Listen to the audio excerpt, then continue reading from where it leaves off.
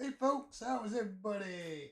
Today we're going to do our first ever start to finished build on this little bad boy right here. Let's see here. Let me get back to my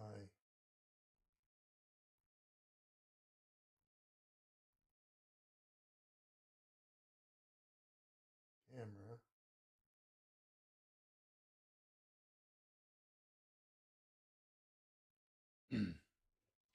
This is what we're going to be doing right here. Or I should say right here. The F-101B Voodoo.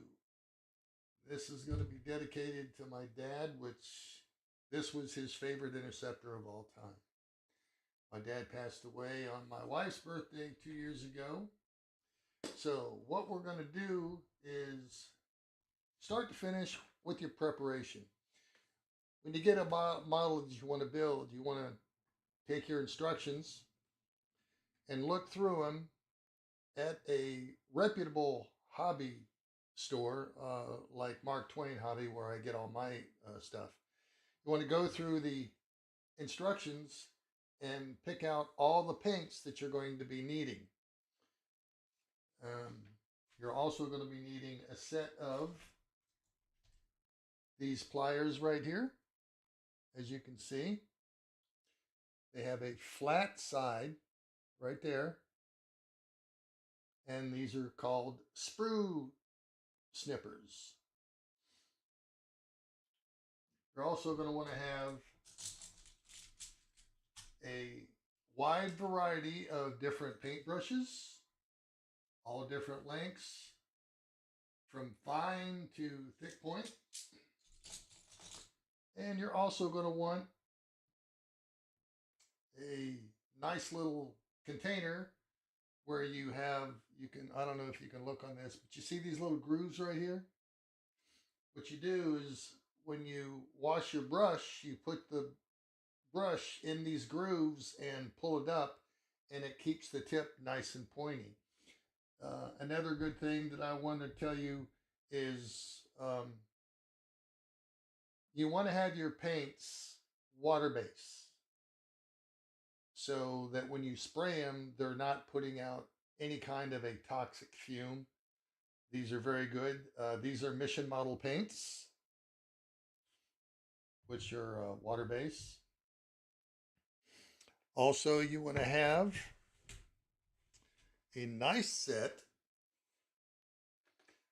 of X-Acto knives, which look like this right here. As you can see, nice set, all types. This is an AMT hobby knife set, and it also comes with a whetstone to keep your blades sharp. You're also going to want to have a good set of these files right here.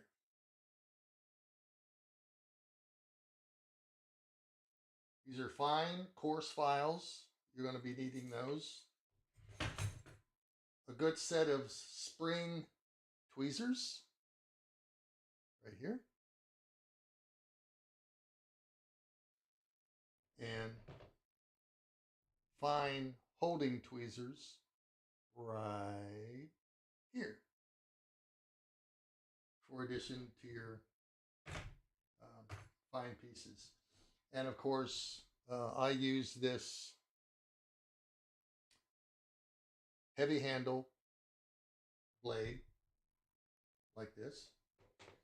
So now what we're going to get down to it, we're going to start, as you can see, with this sprue here. You'll see that part of the forward fuselage, aft fuselage, gear doors, and cockpit detail. So, and the way you want to do this is you want to take your tweezers or snippers with the flat side to the part that you want to cut. You want the flat side to the part. And you just snip it off flat side, just like this.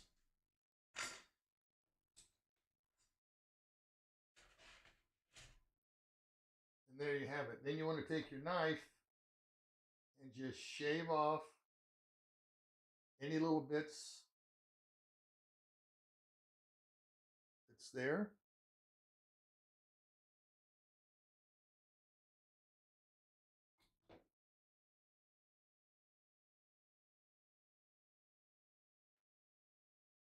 And you'll see here, you want to take your finger and make sure there's no rough edges.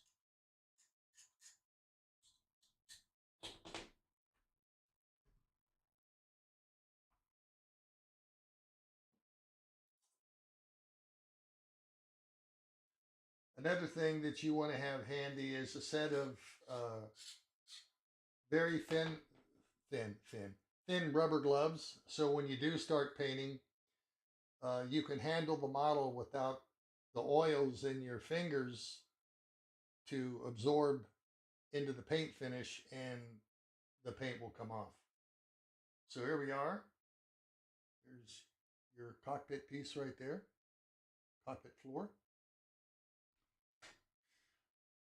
And where is this? Oops.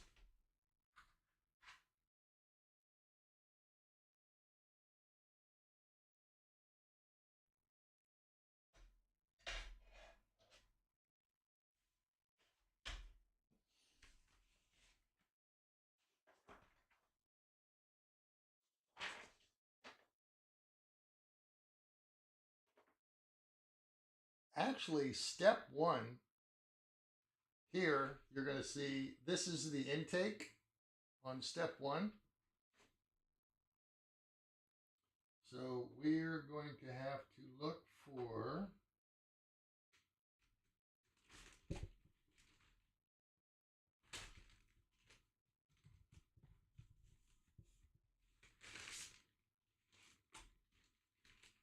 the intakes.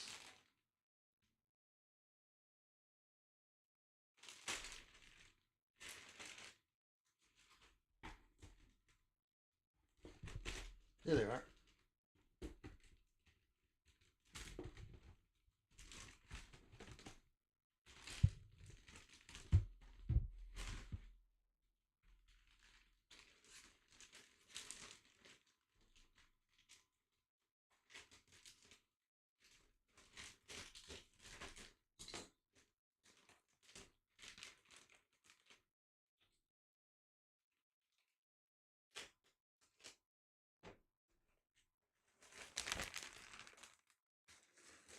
Hey, on that camera, can you zoom out a little bit? It's too zoomed in.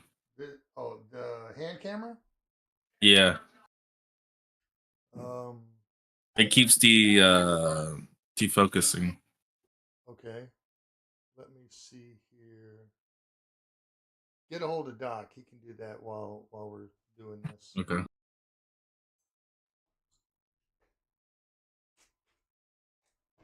Okay, so step one are these pieces here.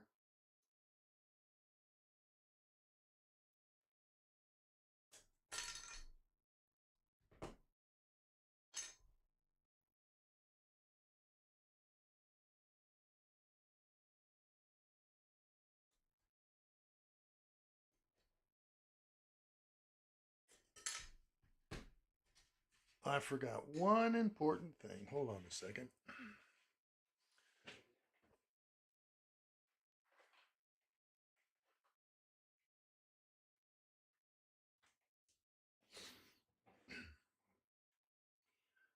You're going to want a good glue. This is the Revell Contact Professional.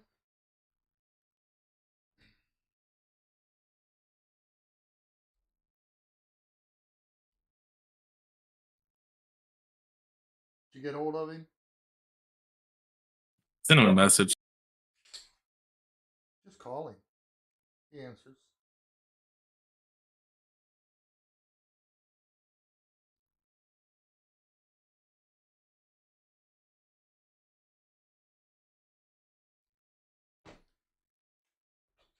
another good thing is you always want to fit your pieces together.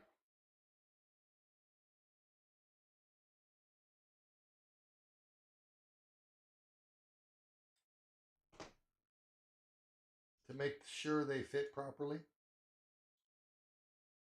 such as this right here.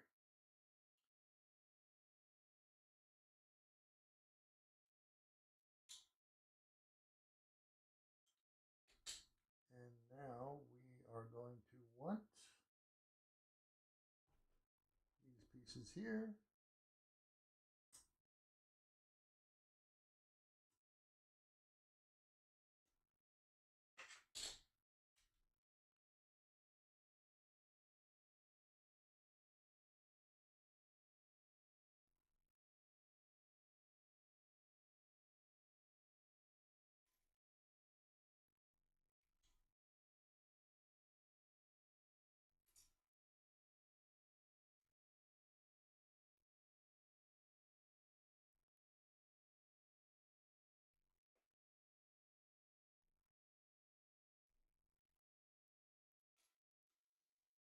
And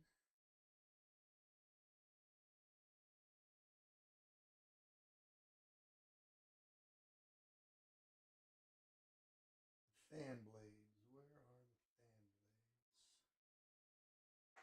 fan blades? There they are.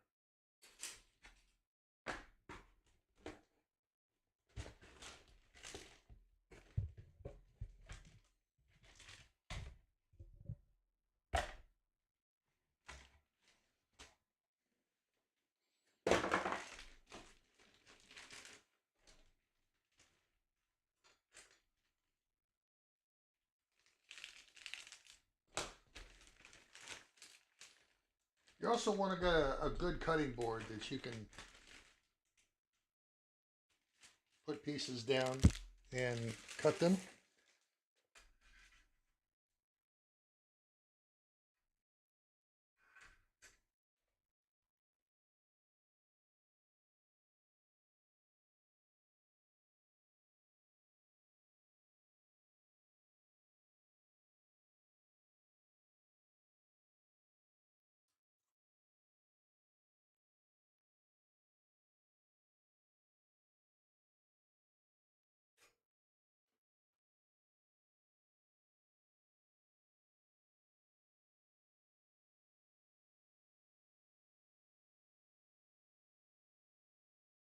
He's not answering. Okay. Now on your instructions, they'll have numbers and letters. The C will be the sprue number, and it'll be in one of the corners.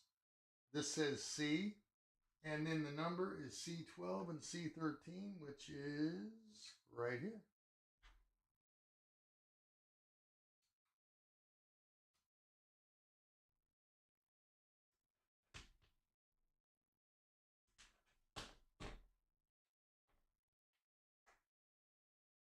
And it looks like these are all going to be silver. Okay. We also want C17, which is right 15 and 17. Okay.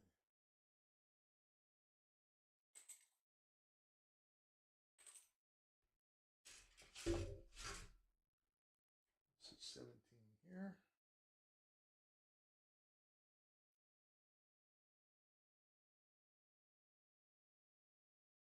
You want to be careful when you use your thumb pushing the pieces when you cut, because you could get cut that way.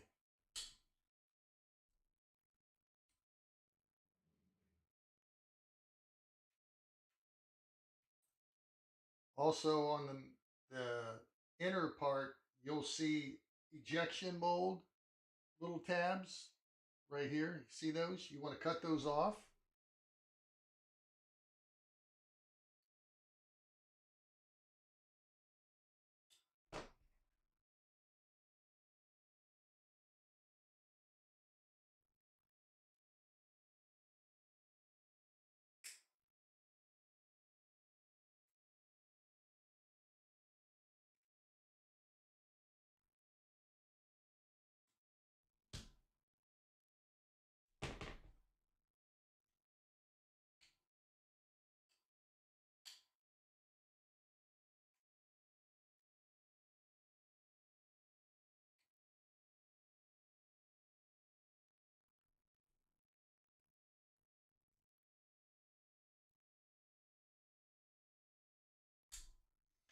if you don't cut these off, it's going to interfere with the application of the core blades.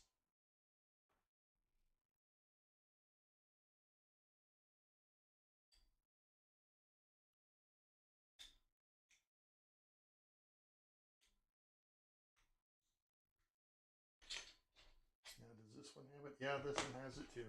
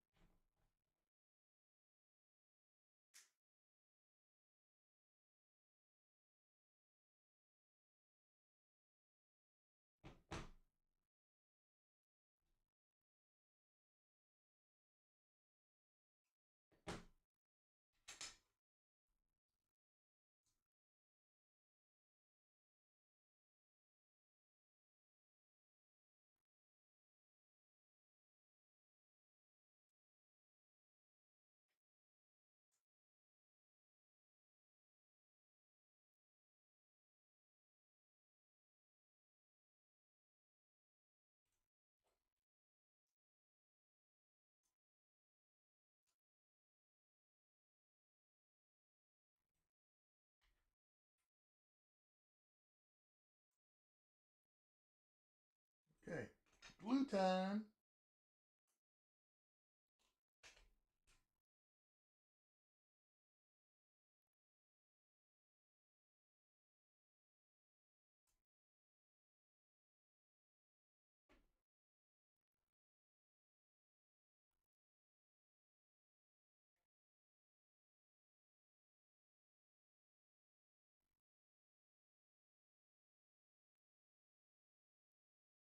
You want to make sure these parts are in the right positions, or you're going to run into a problem later on.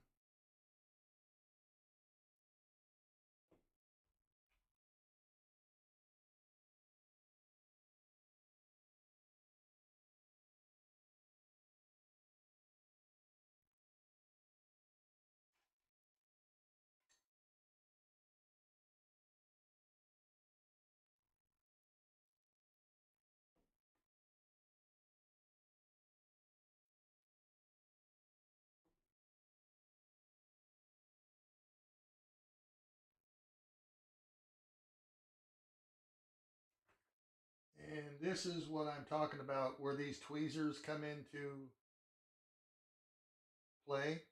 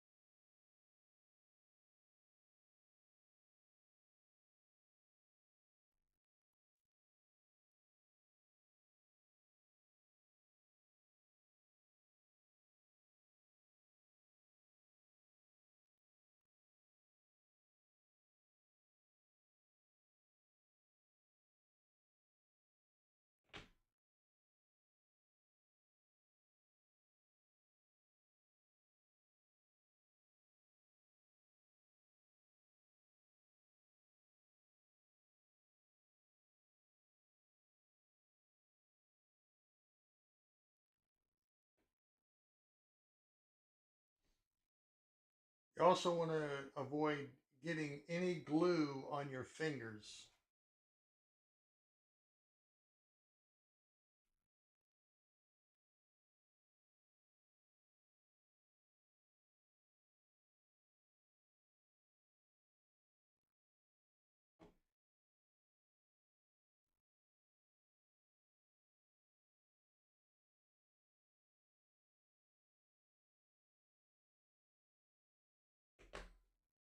And there we go.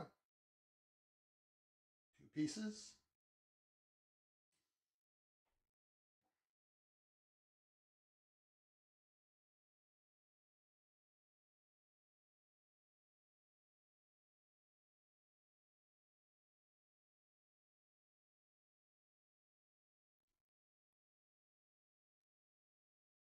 This model here is by Kitty Hawk.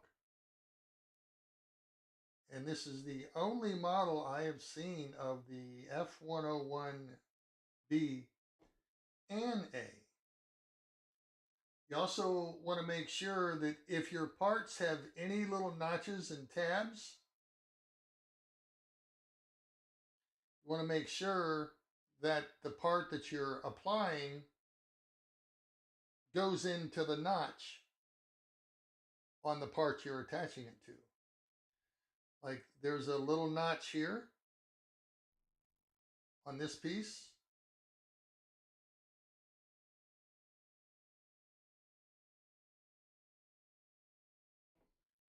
And where is my, here it is. And the cone is,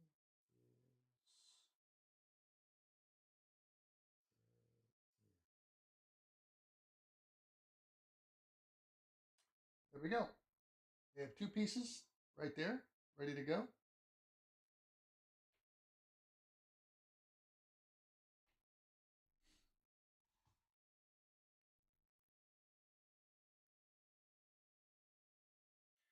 Okay, So what's your favorite bomber?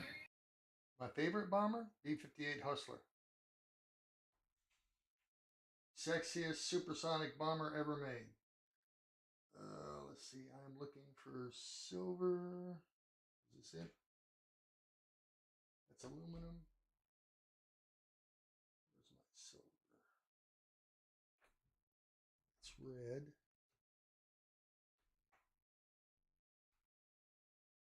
Here we go. You want to shake up your paints. And another good thing about Mission models, you hear this? They have little marbles on the inside that help you shake up the paint really well.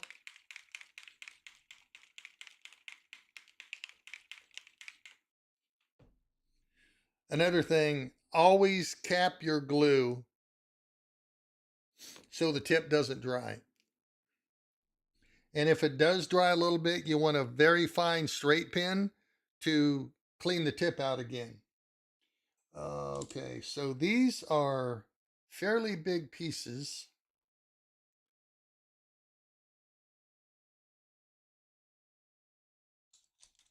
So we are going to want a, let's see. What was that bomber again that you liked? B-58 Hustler. I already have it. It's not put together yet. No, it's just chat was just wondering. Also, another thing you're going to want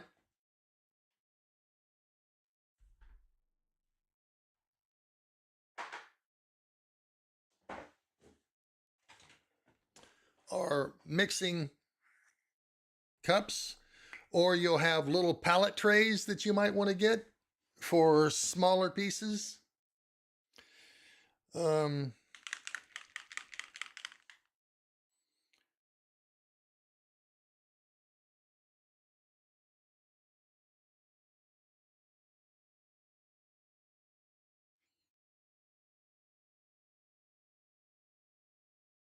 Now they also recommend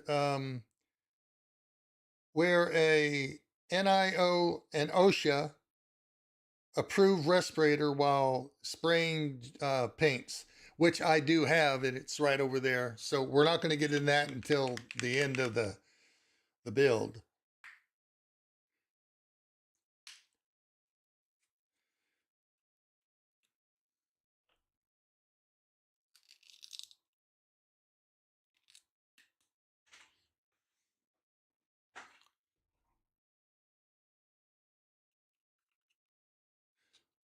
These are all brand new paints. I just picked them up the other day.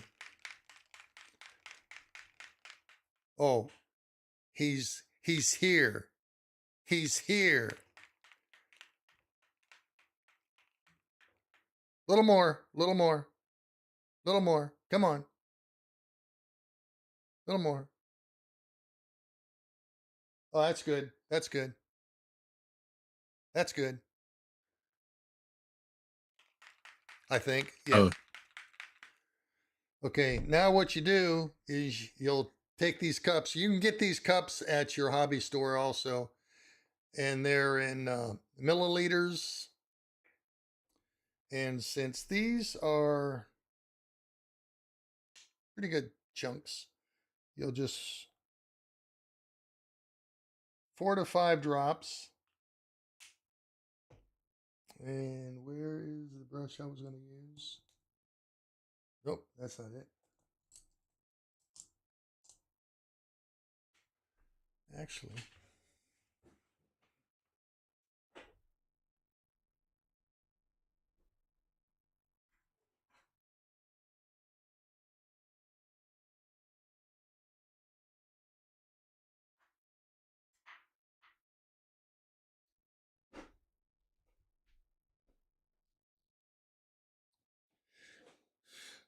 you'll want a couple of these flat brushes. One that's tapered and the other one just flat like this. And I'll be using the non-tapered brush right here. So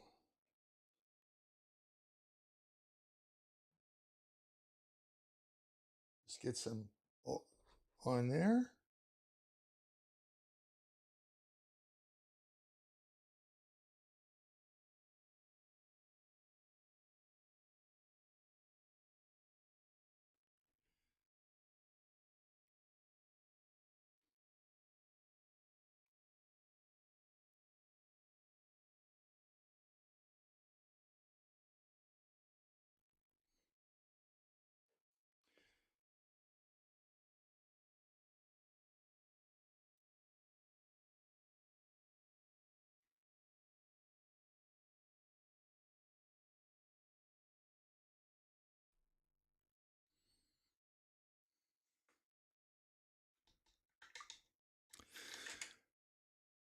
When you're done with a piece, always, always, always clean your brush out and set it aside, and then move on to the next piece that you're going to paint.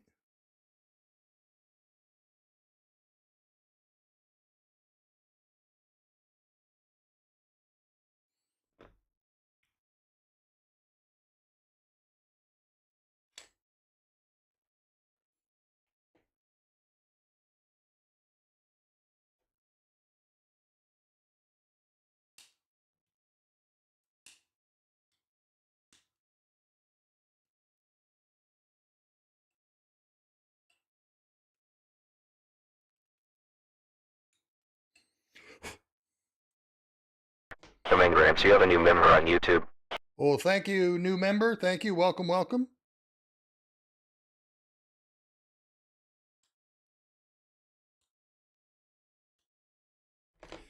Okay, so let's see. This goes into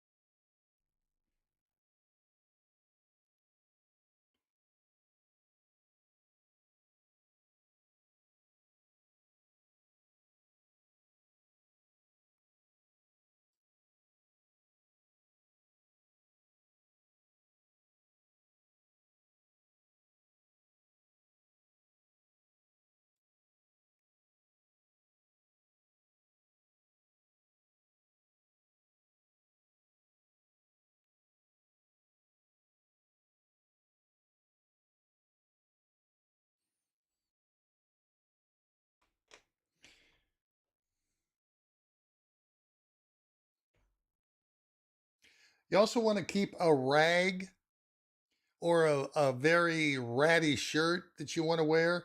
That way you can take your brush and just brush it on the shirt or your finger back into the paint.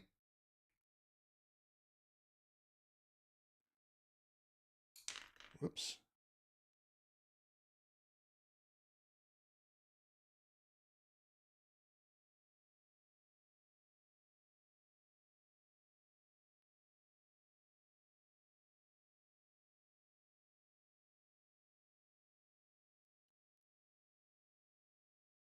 You might want to use another paint called, let me see,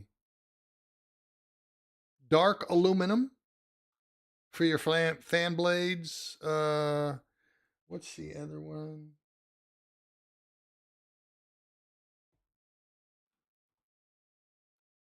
White aluminum.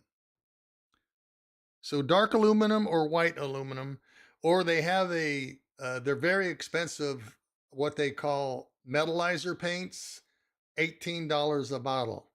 And it covers a wide area of, doggone it.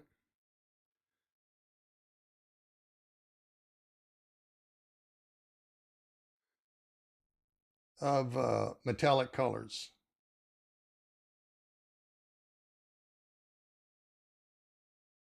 So if you had a choice between Johnny Cash or Willie Nelson, who would you listen to? Neither one.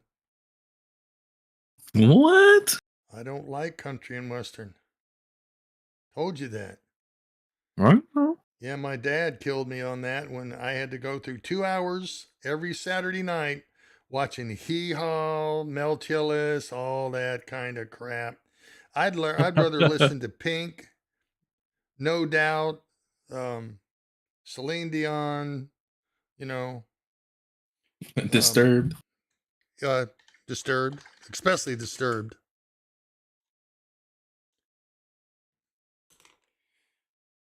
You're a rebel. No, I ain't a rebel.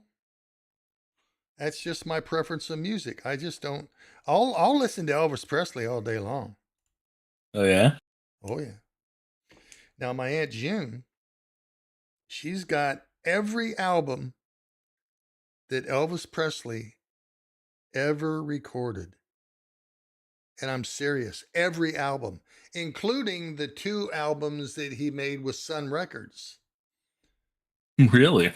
Yep.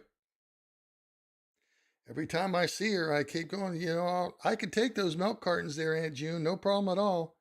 She's got them 2 milk crates, that you had, milk bottles in. Mm-hmm. Every album in both those that he ever made. That's crazy. Are you saying my Aunt June's crazy?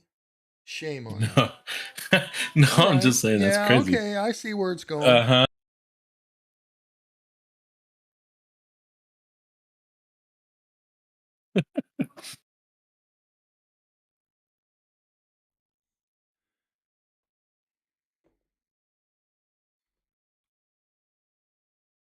Now, remember what I said about taking care of getting glue on your fingers. And it doesn't take a whole lot, so you can use it sparingly.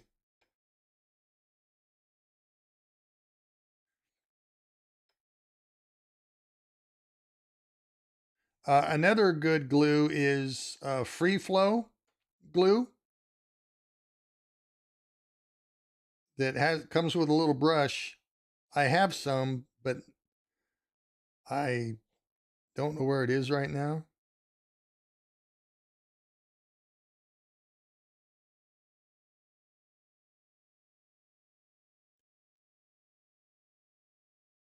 This glue is very good.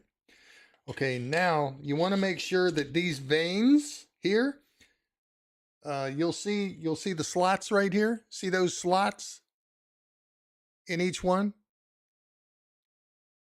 If you could tell them, they're little slots right here. You want to make sure that those are seated properly.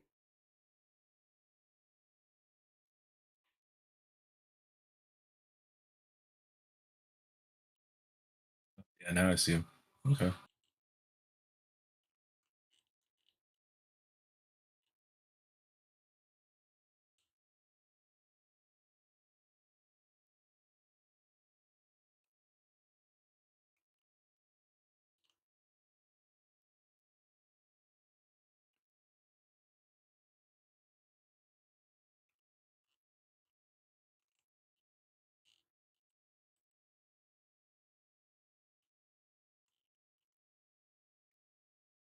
Hmm.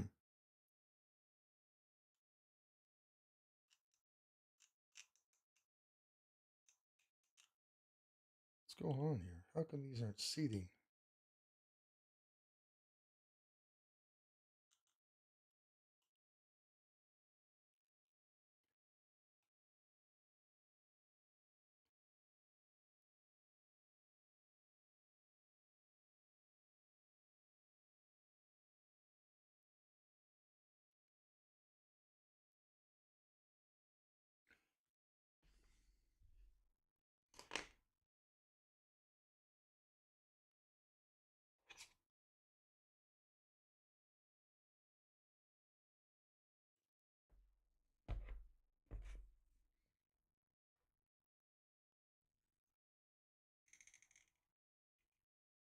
Did you ever get into RC modeling or RC cars? Yes, I did.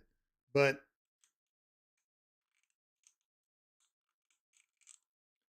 the last RC model I have, I actually gave to a fan. Oh, that's right. That giveaway, huh? Yep.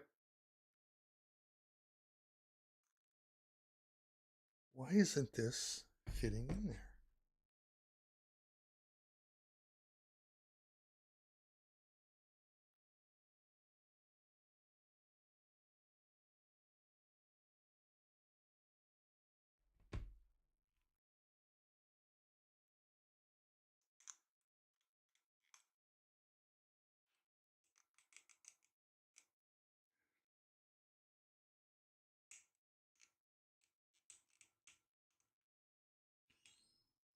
Well, that one fits, but this one is not. So if it doesn't fit, what you do is you pull it apart and see.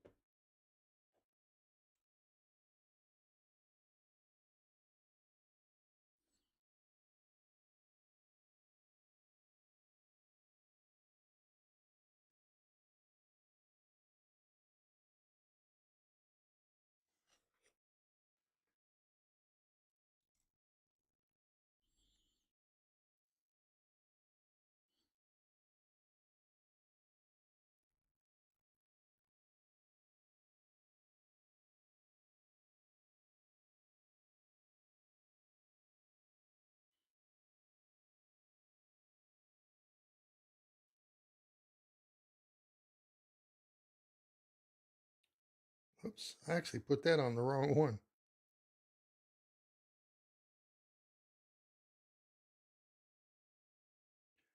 Wait a minute.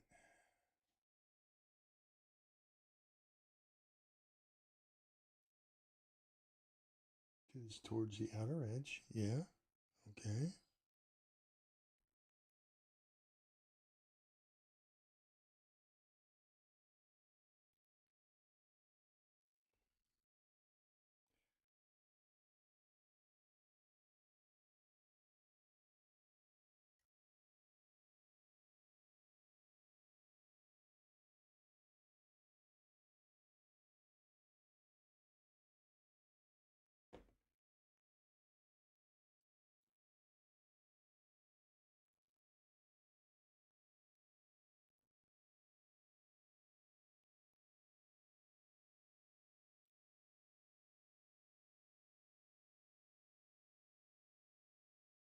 There we go.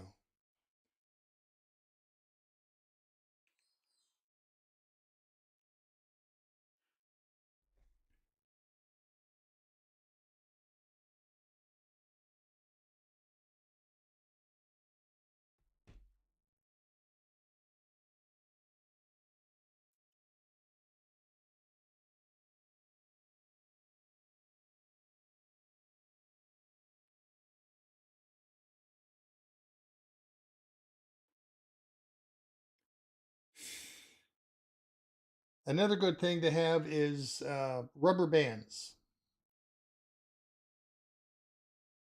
to hold the pieces together like this, or tape, which I do have tape around here somewhere.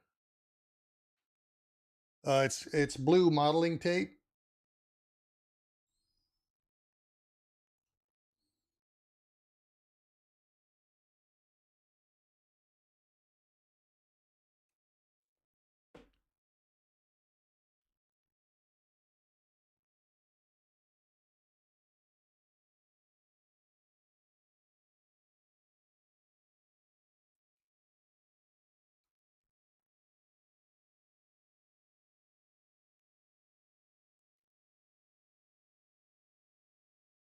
Let me go see if I can find that tape. Be right back.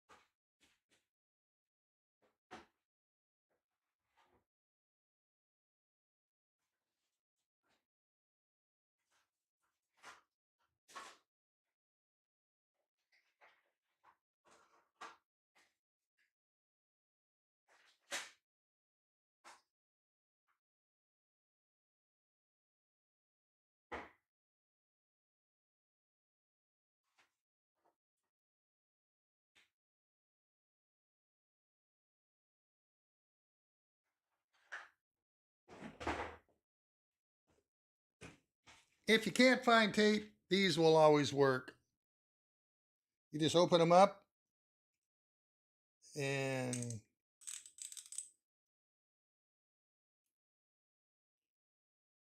clamp it down. Well,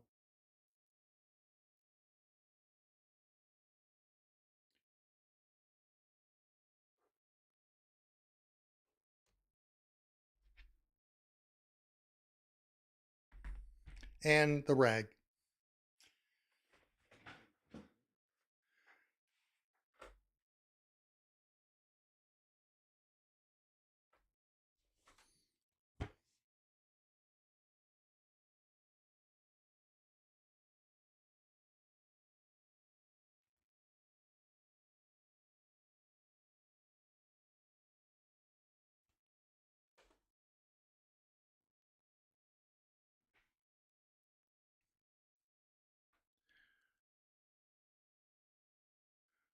All right, where is my kick?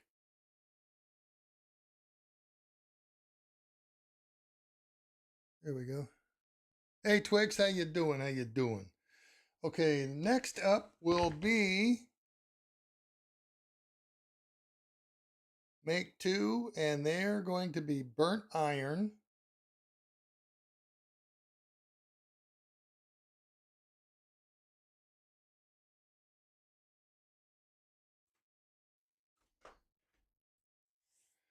which are going to be on C20, 21, C1, C6.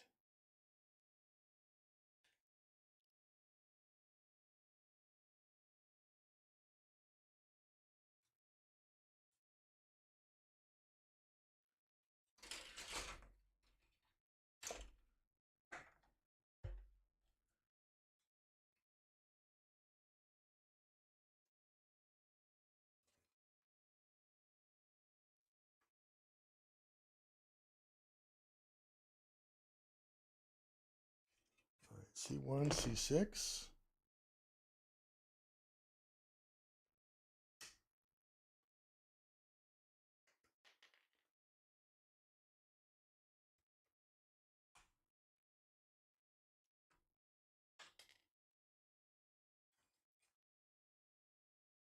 And this is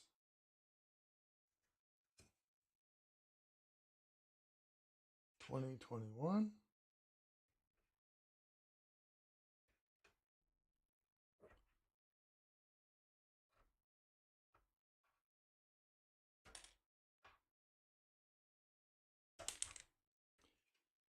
And then we're going for E45 and 46, which are right here.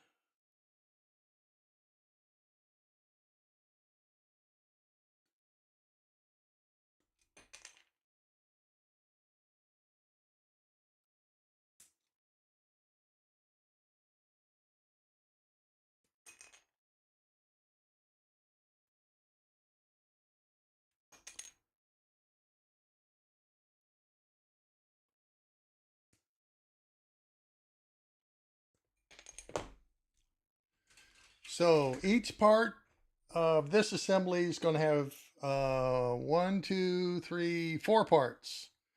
And these are all going to be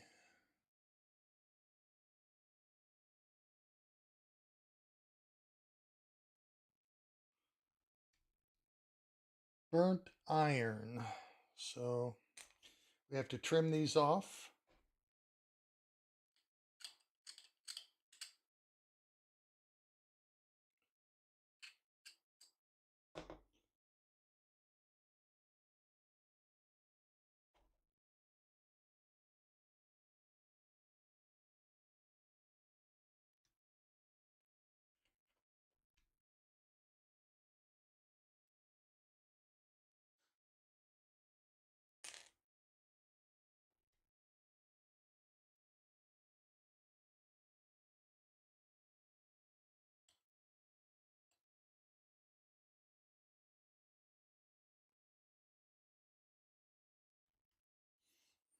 Now these pieces here, these open cones, they're going to be burnt iron.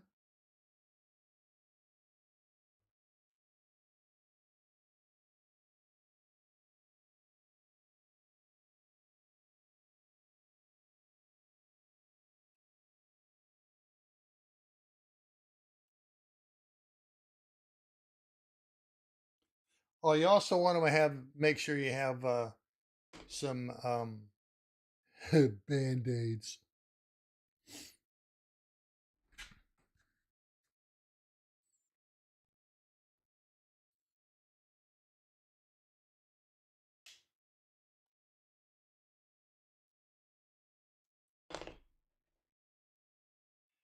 One thing I noticed on these kits, they have huge injection molding pieces.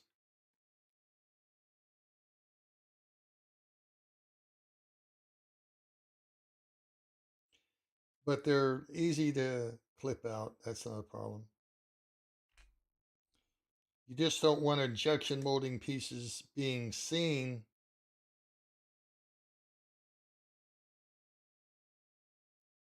on your finished model. Ouch, that hurt. In the eye.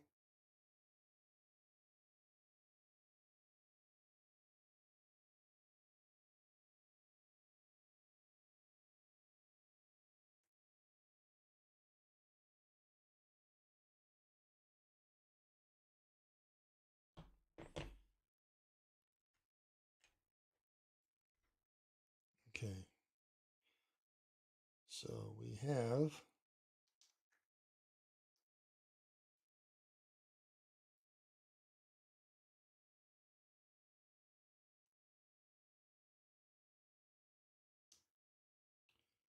pieces fit together. Nice and neat.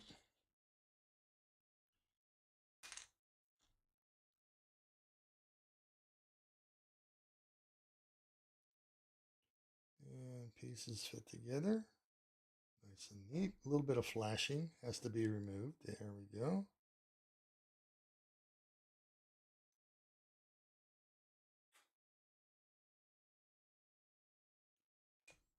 Okay, so now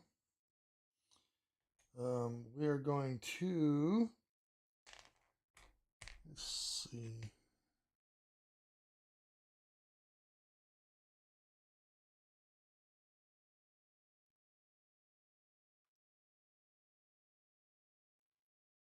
Good.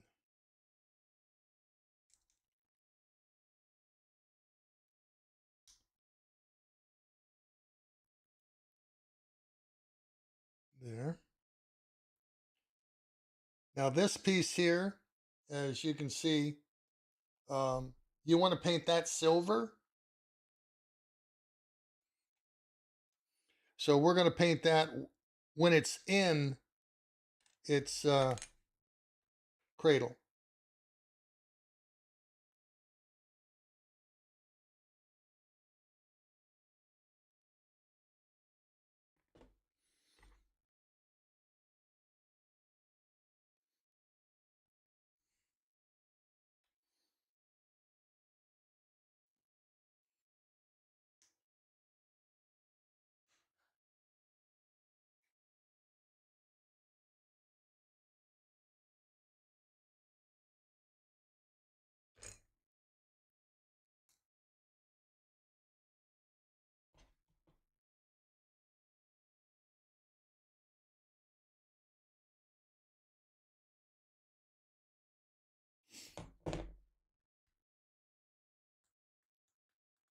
Well, thank you, Alyssa. How you doing? How you doing?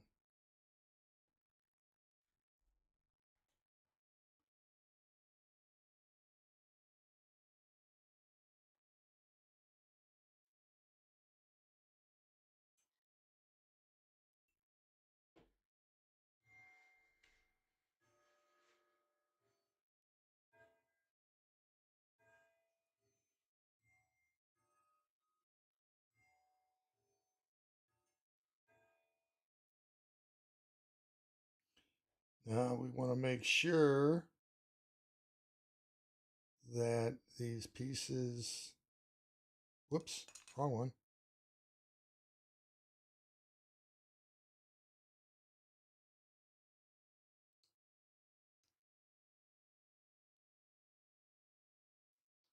Okay, that fits pretty good.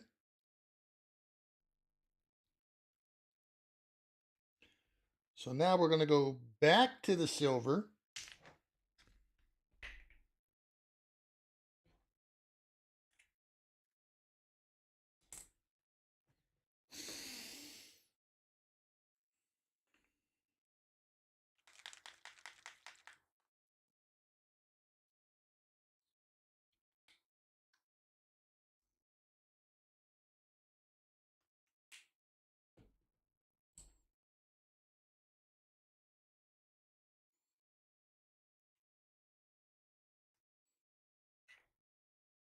And we're just going to paint these.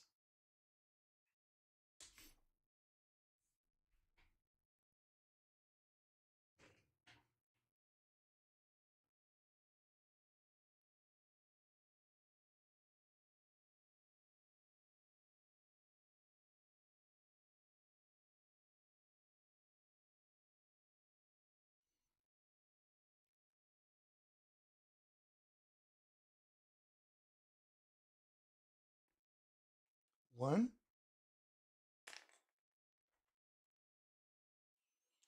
And two.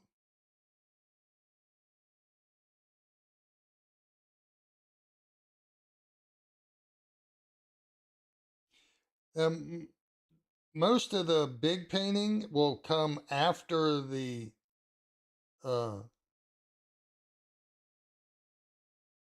small parts are done, such as you want the fuselage.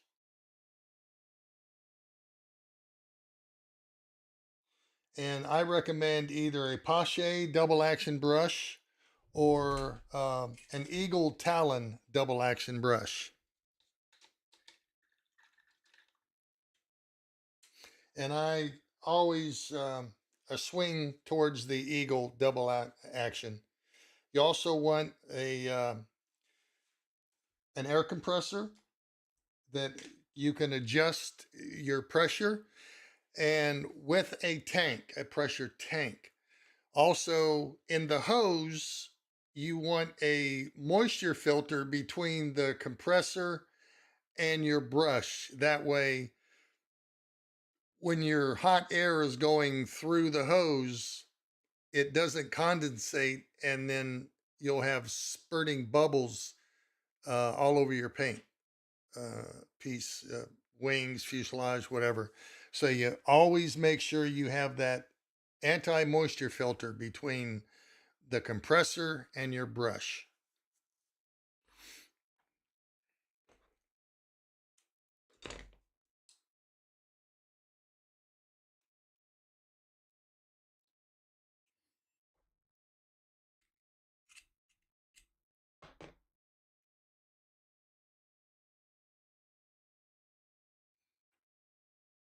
Now, this piece is not fitting well together. Why is that?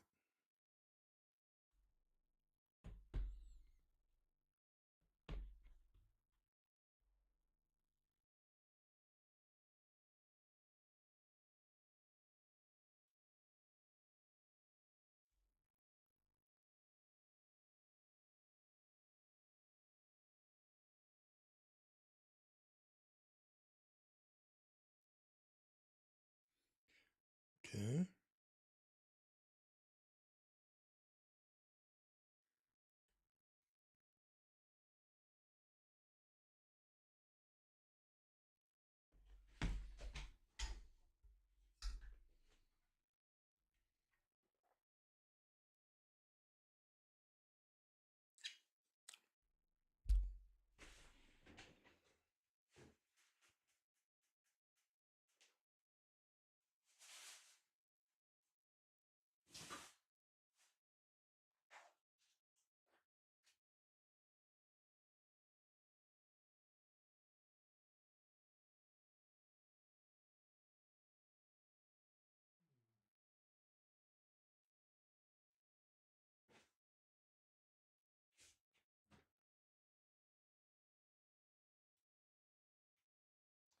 Here is the Eagle double action brush right here.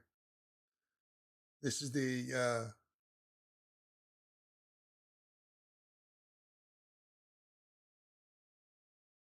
Pache Talon.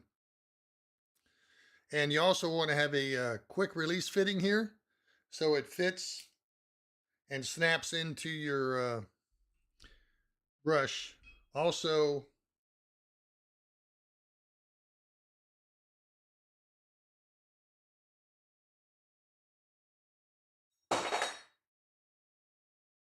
on the other end, you want to have a pressure valve to adjust your flow, your airflow, so you can get a real fine line, like when you're trying to highlight your rivet panels.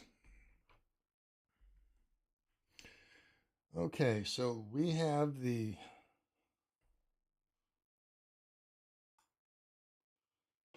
silver on both.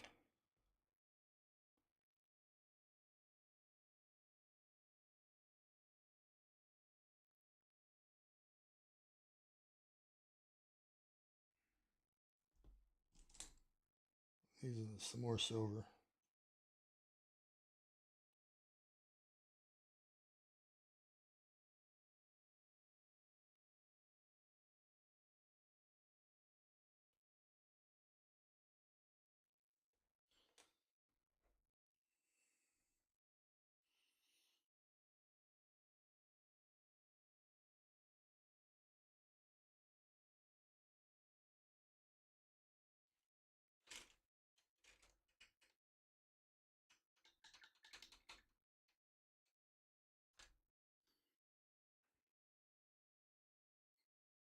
On these flat brushes, you want to make sure that you get them flat and keep the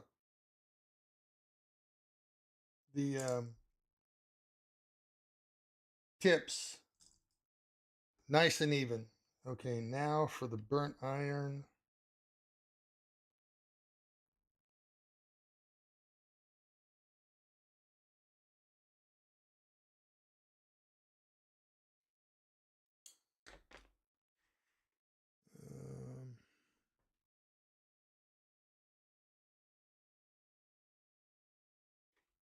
This is tire burn iron right here. When you use these cups, always keep the same color to each cup. And you can get cups like this in packs of 100 on eBay.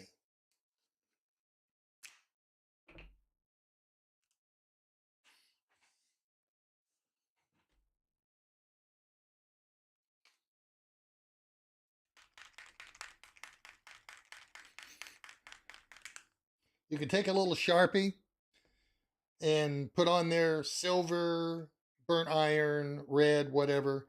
And that way you can keep using these cups over and over and over again, even after the paint's dry.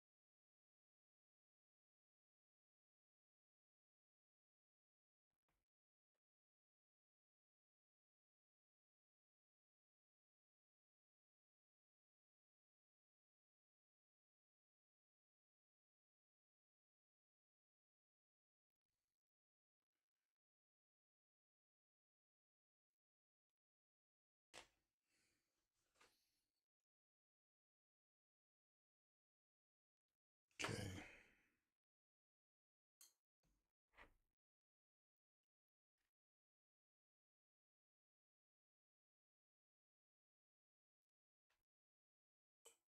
If you have any questions, feel free to ask.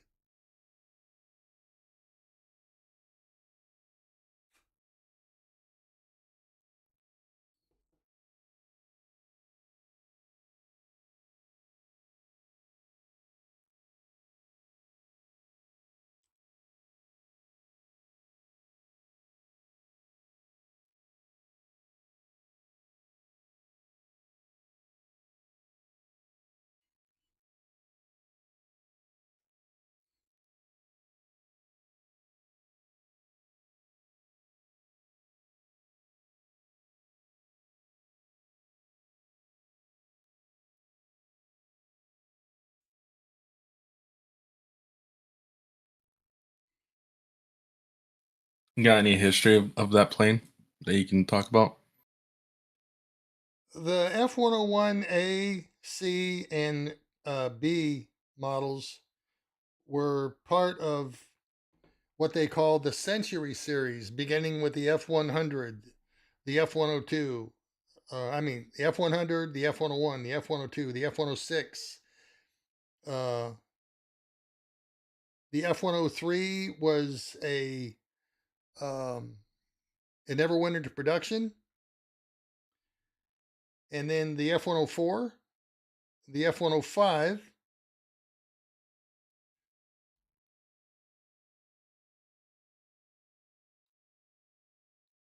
then the F-106.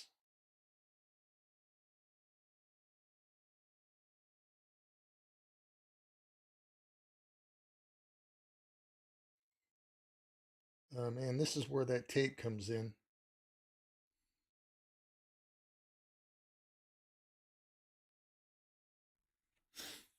I can't find it. I don't know where it is.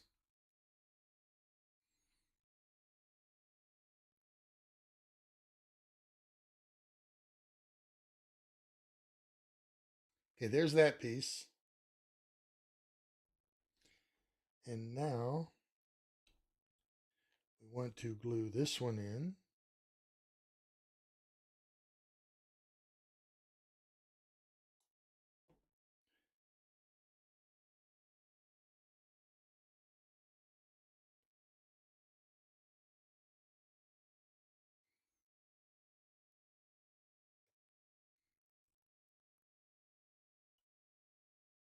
Hey, so did you get that from a store, such as the glue and the knife sets, Yeah, or did you order it online?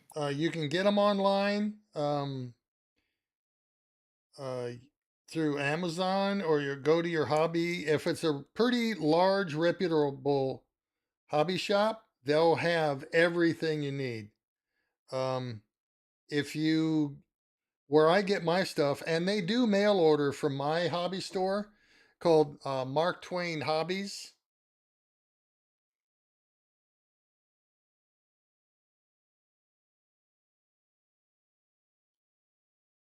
You can give them a call and say, "Hey, Grandpa Gaming uh, told me I can order from here," and they'll fulfill your order.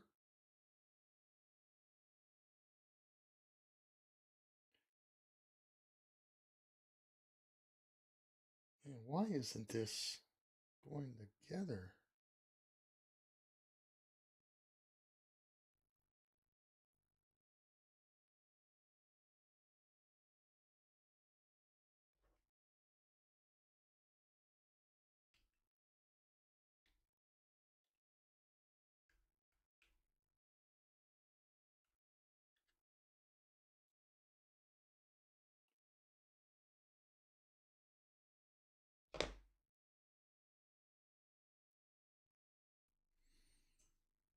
Okay, so there, this is okay. Now we got to do the burnt iron.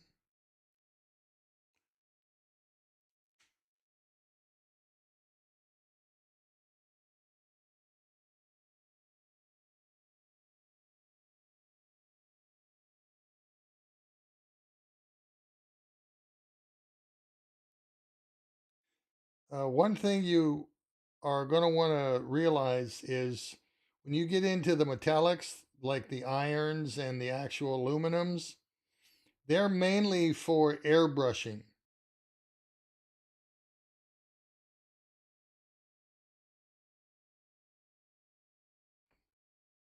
There we go.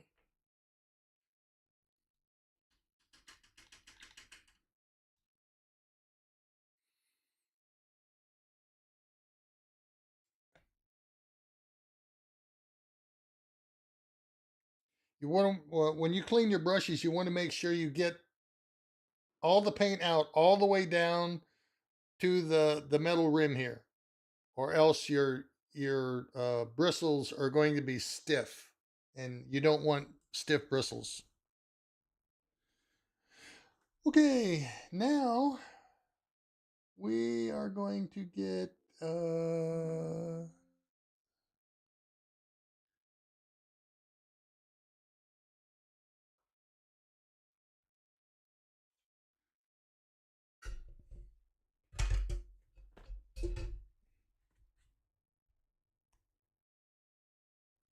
this is C4.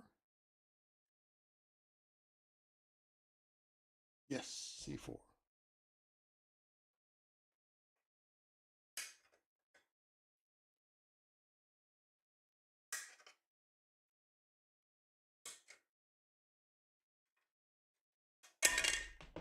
Now, when you have parts that are not quite fitting properly, you want to pre-fit these in case you have to trim anything. So now we are going to look at, what is this part here? B41.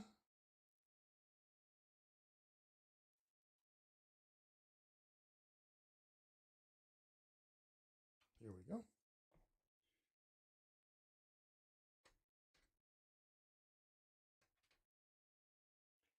always remember when you trim, flat side to the piece that you want.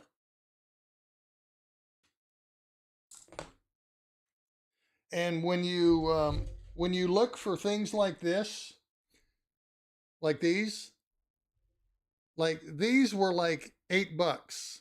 They had another set similar to this that was $36. But when I compared the two, the $36 one had a fault in the blade. So always compare. You know, more expensive is not always the way to go. These are the cheap ones, which are just fine.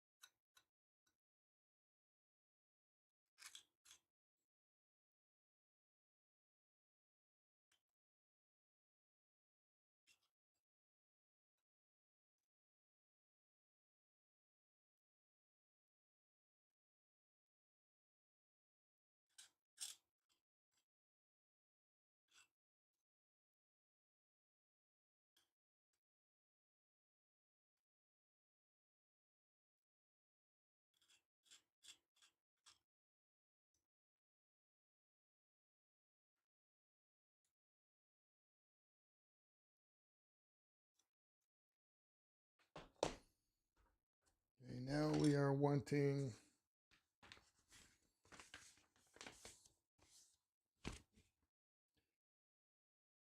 B3 and B4, which is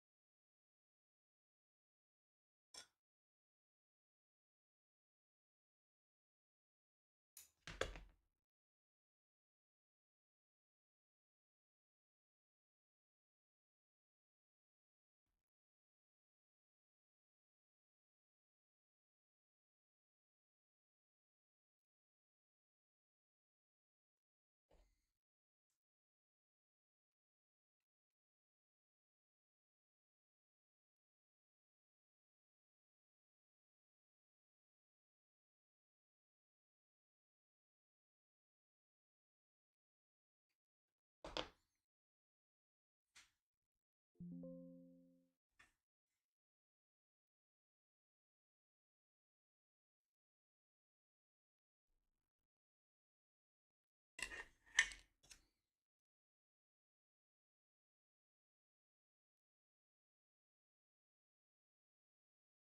Come in, Gramps. You have a super chat that needs attention. Super chat, super chat. Everybody likes super chat. Coming in from Daniel Dark Dreams. Thank you for that €2. €2. Thank you. Thank you very much.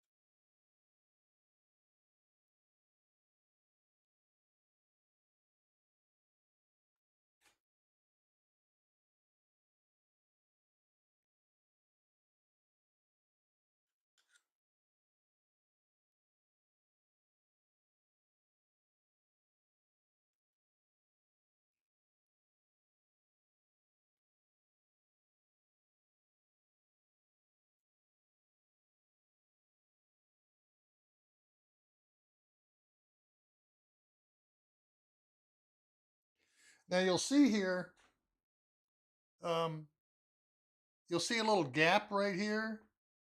Let me get this down here. You see that gap?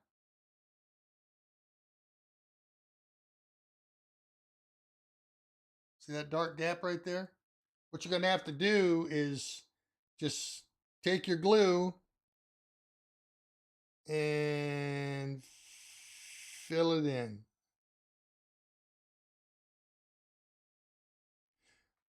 There's another thing that I call sprue goo. And if you do a search, Google search on sprue goo, what the master modelers do and what I do, I take pieces of the sprue here and clip them into fine little chunks and then add glue to it. And then it acts like a filler and a sealer.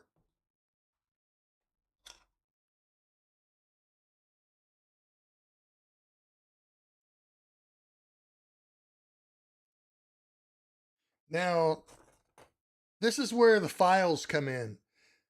This has an uneven edge to it. You just want to file that edge down a little bit.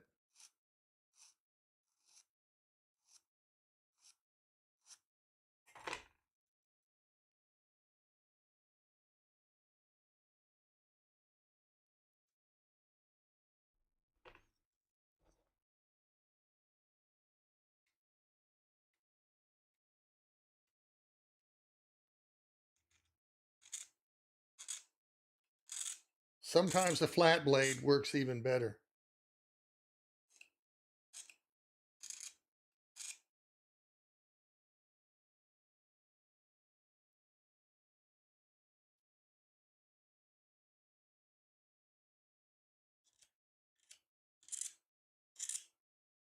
Perfect. Okay. There we go. Now the next pieces will be, okay, make 2 of those, make 2 of those. Now this piece here, we have to trim the edges down a little bit.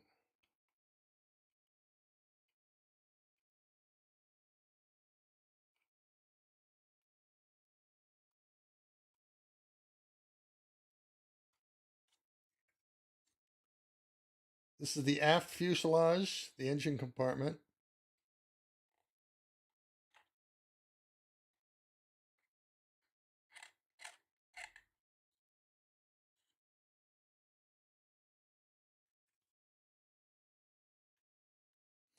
Now, if I'm not mistaken, the other piece is going to be, is going to be this piece right here.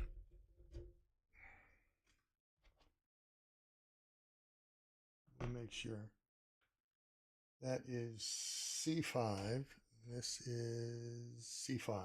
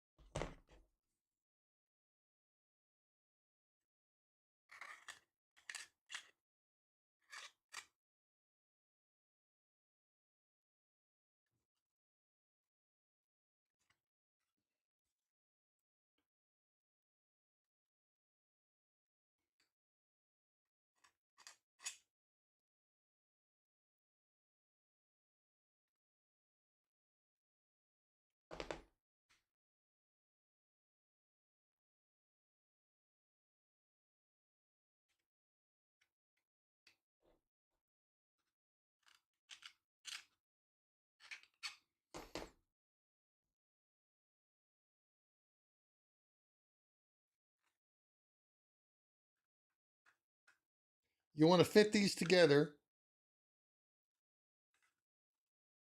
to make sure there's no huge gaps.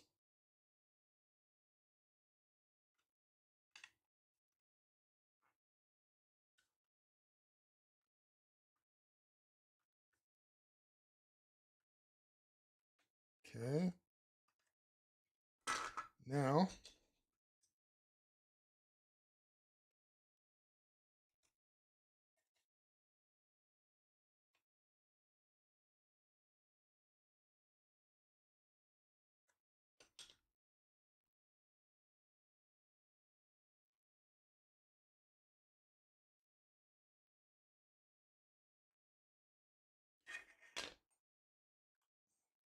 we're going to put our other sub-assemblies in.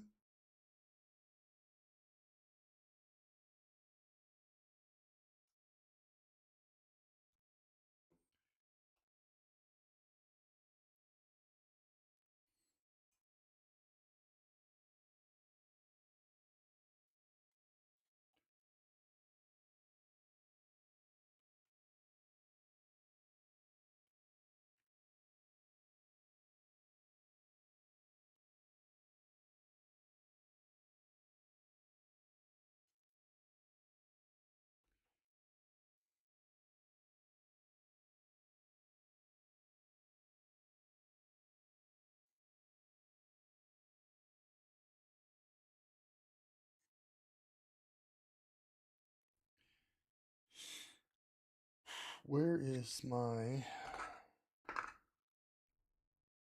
Oh, here it is. Okay. And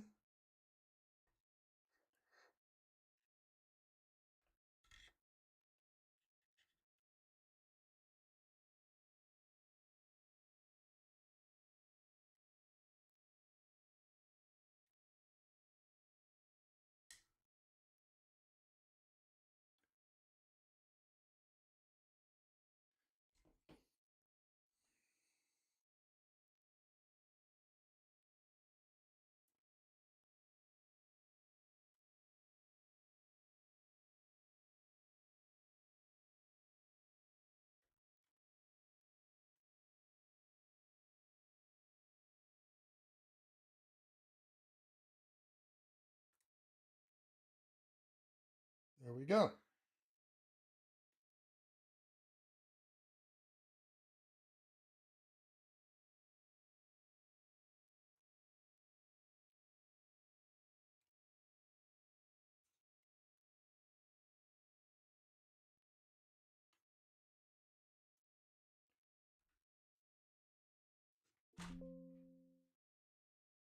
Okay.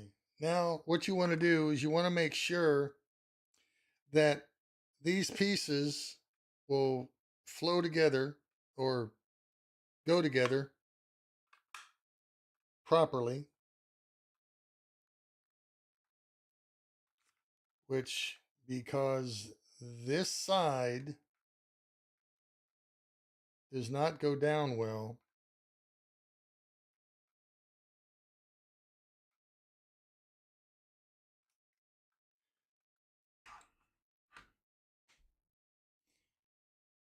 I have to make sure.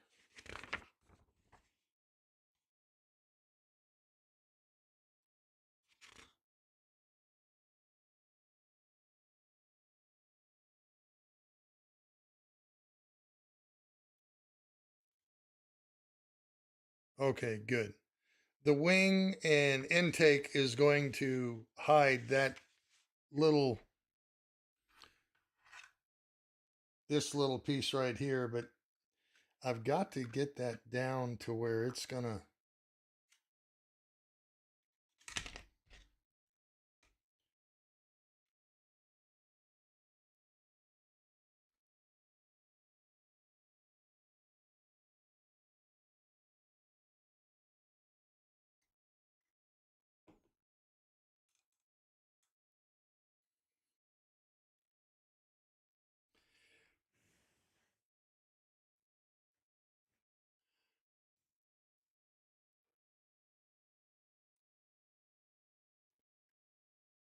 also super glue works pretty good with this kind of problem.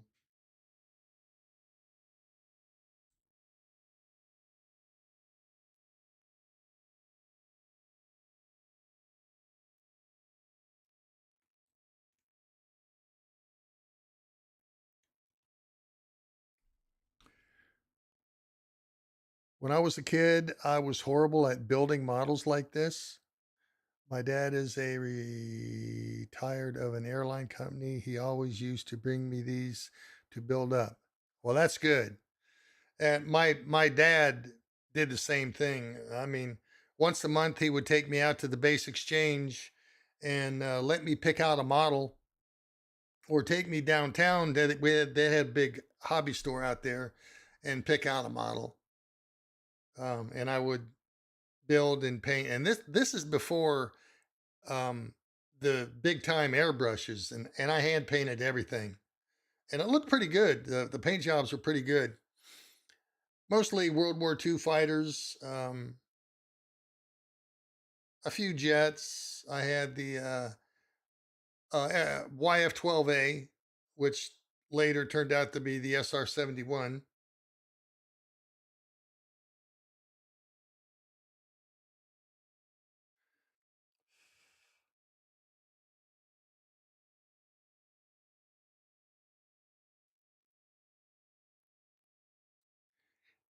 I'm going to take a potty break and take this with me and hold it down. Be right back.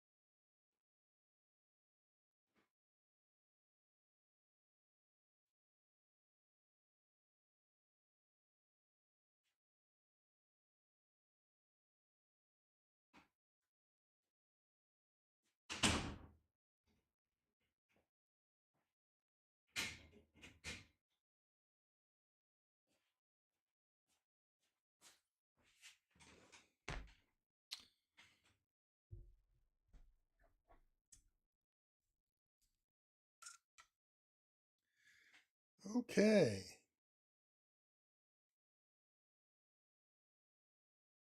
Okay, good. It seems to be holding together now.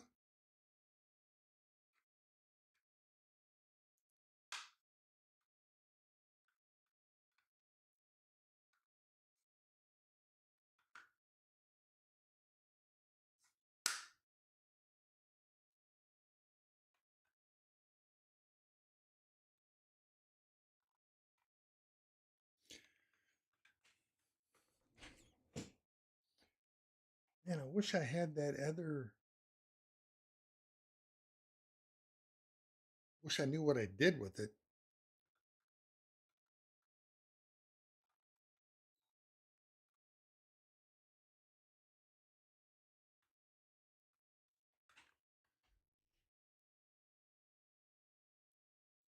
Okay, well, you know what we'll do?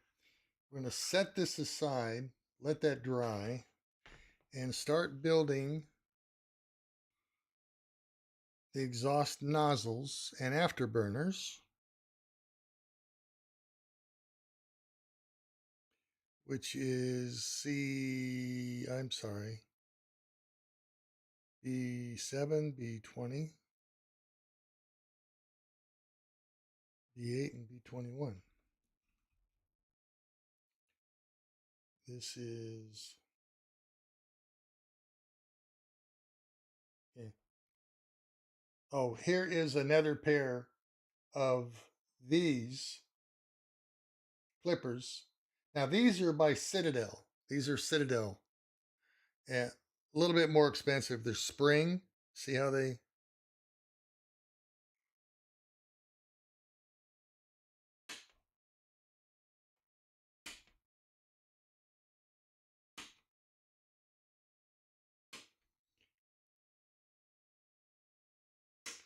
That little wash tray over there is by Citadel also.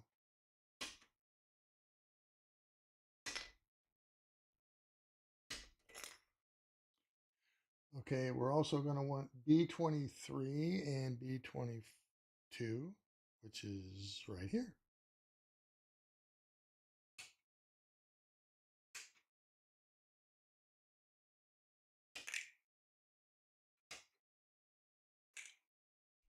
And also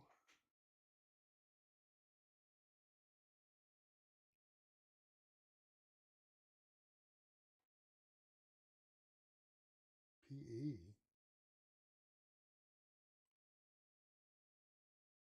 B10 and B9.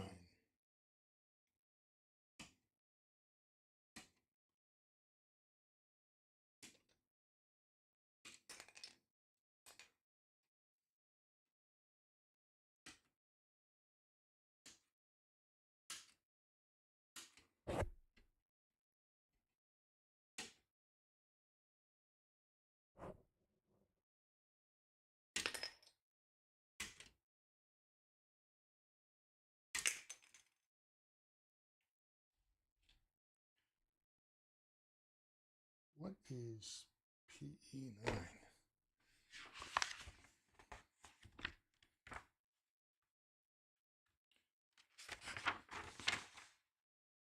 Ah, okay. That would be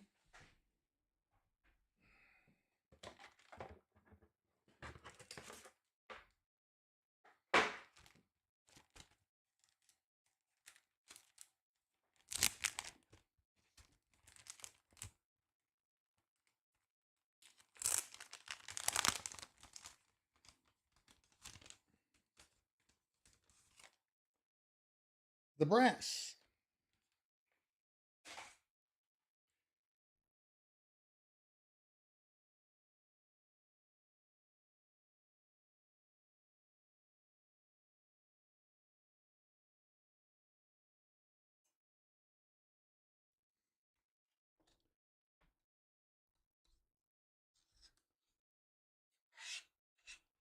This is where a cutting board comes in because you're going to need the cutting board to cut these out.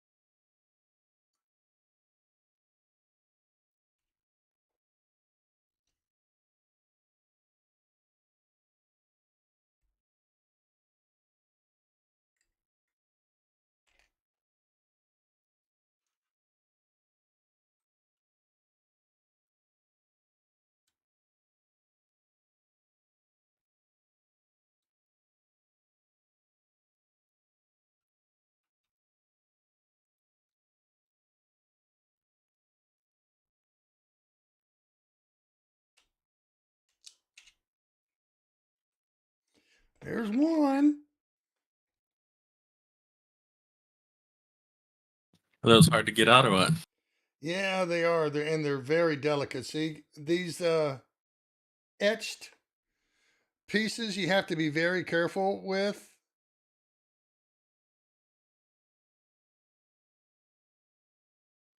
Because these, like these little veins right here, they can snap off, and if that happens, you're in trouble. So let's see here. Now we are wanting this piece here.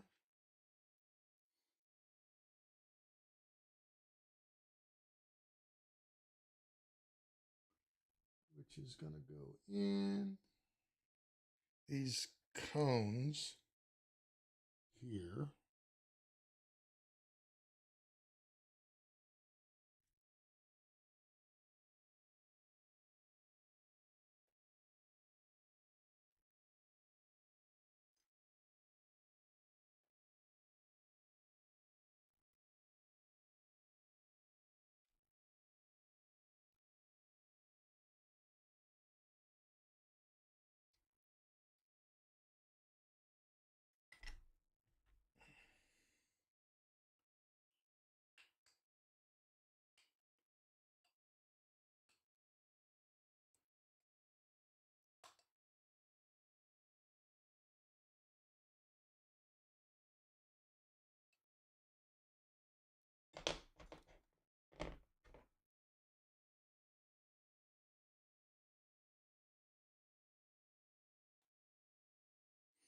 I like these Citadel because they have a finer tip that you can get really in close with and clip the whole thing off so you can finish it up with the blade.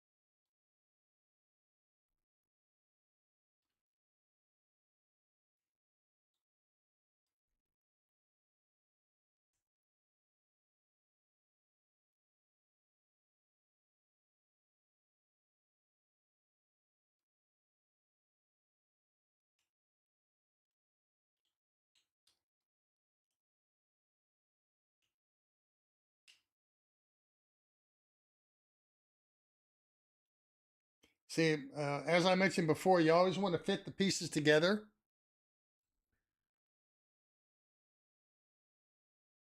So you don't have any um, big gaps here.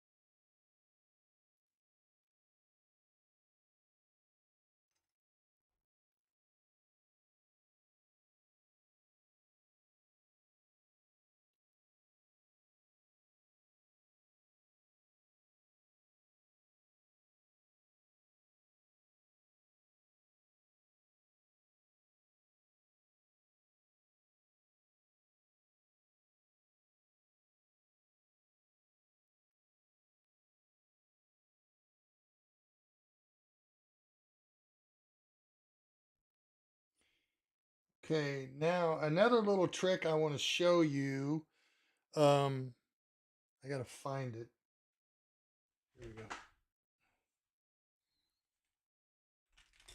is you want to take a cylindrical object, a pin, and you use this object to form the shape of the metal piece that you're going to be using.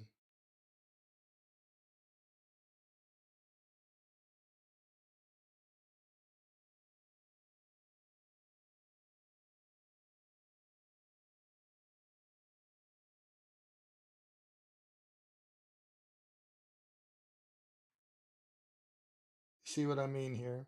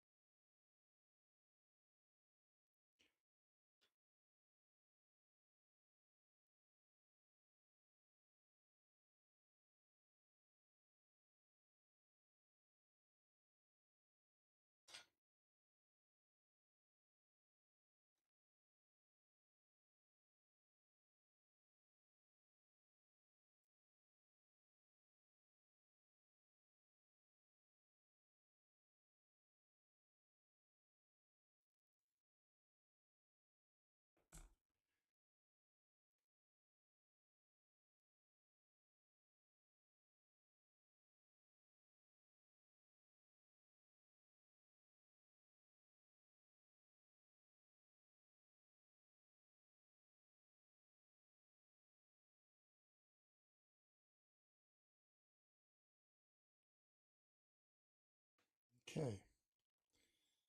Now we will attempt to put this piece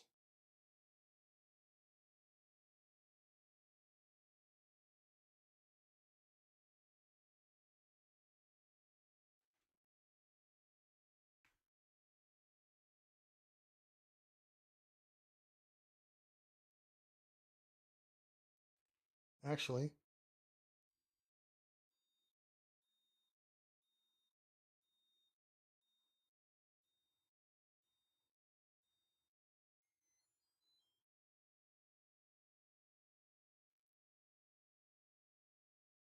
These fingers are to be bent in the opposite direction.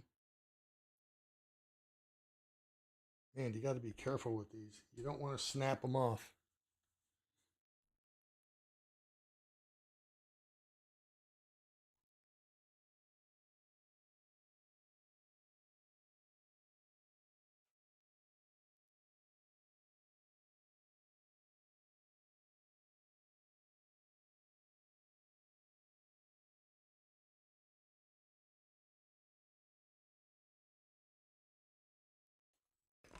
Okay.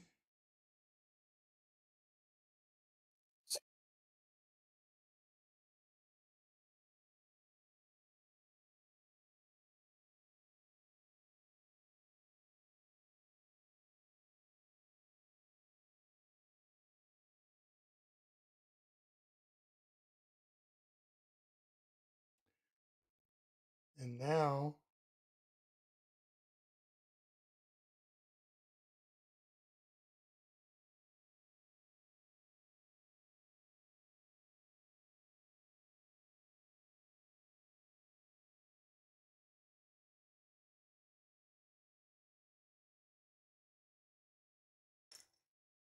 By the way, I was told that in your paint bucket, there's some little pieces in there. in my what? In that paint bucket or the little cup. Oh. Oh. Dang.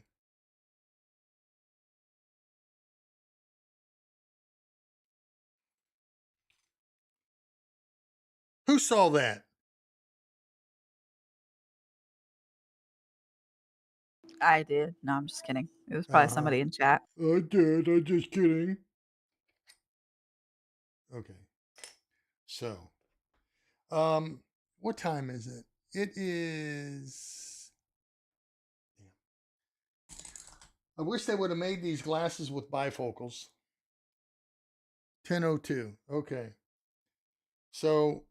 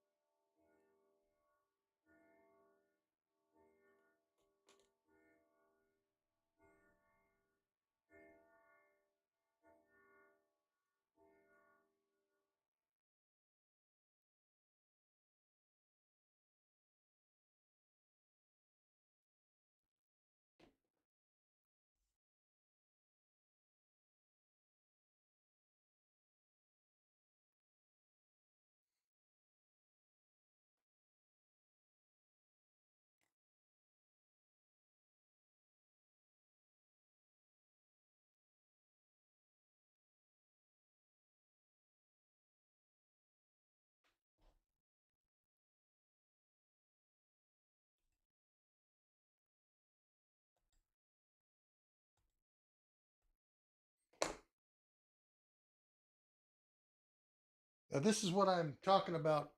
Doggone it. You're flashing. I don't know if you can see this. See that little piece sticking up right there? That's flashing that you have to trim off. So you just trim it off. Use your knife edge to make the edges.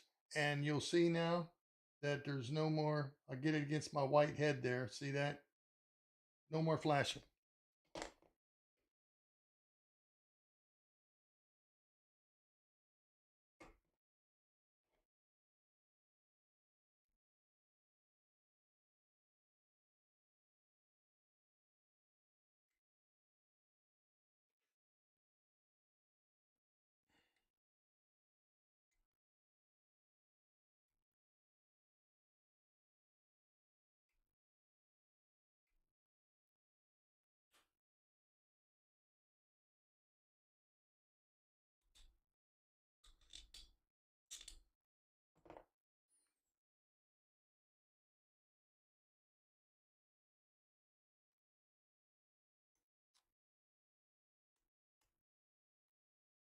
Tomorrow I'm going to go and get that fast acting glue that you put on with a brush.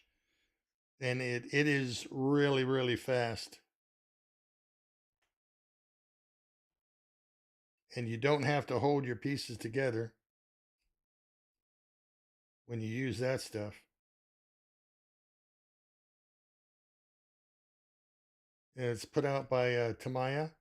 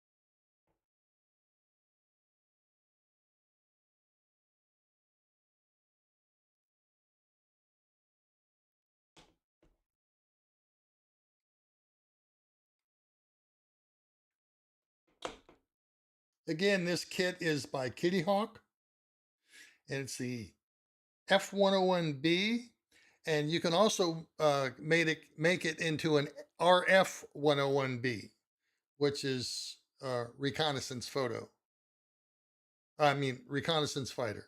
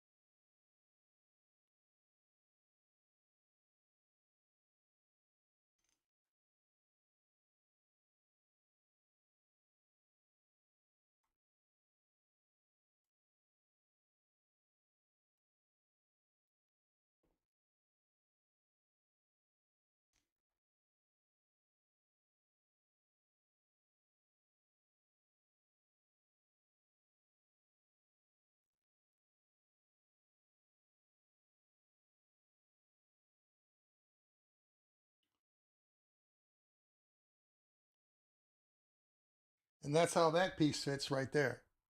See?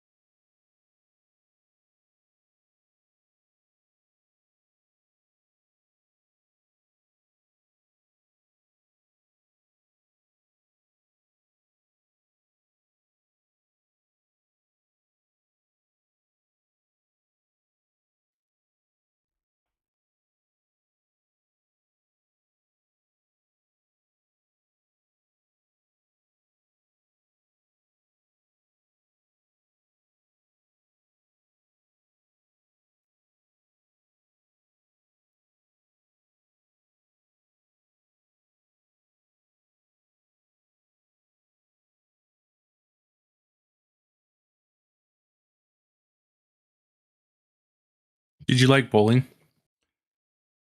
Yeah. Were you any good? Oh, yeah, it was quite good. What was your top score? 297.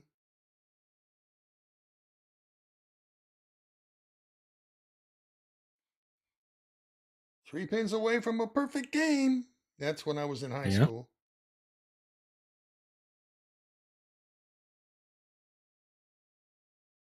Any advice for somebody who just graduated training in the military? I just graduated Army Infantry OSUT, one station unit training. Any advice for my career? Yes. Don't get yourself in trouble.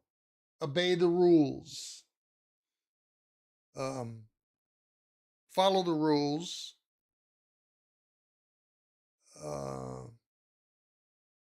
Unless the rules go against rules of engagement.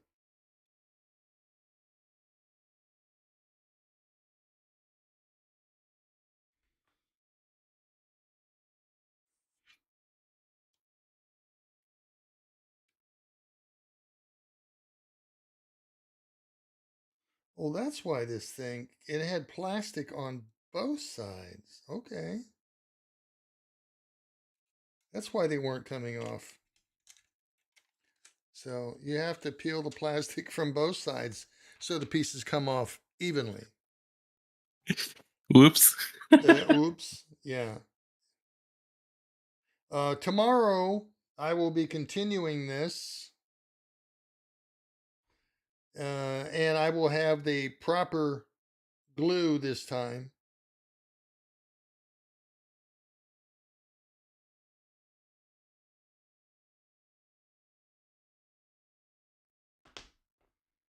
Now, if I'm not mistaken,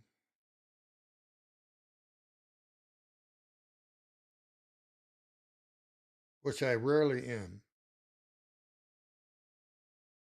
I thought I was wrong once, but I was mistaken. Is that what it was? Yeah, that's what it was. There we go. That's that cone.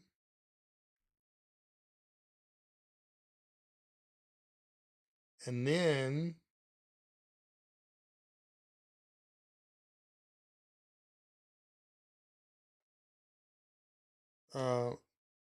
tomorrow I will have the proper glue so I can get these veins in properly.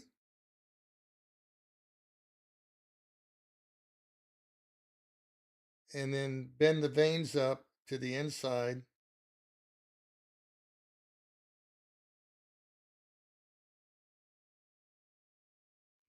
To where they go.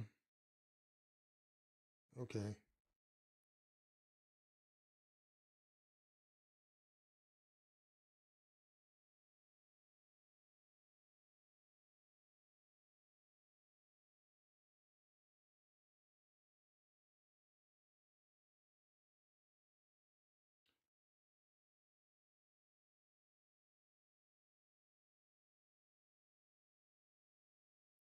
You guys like it without the music?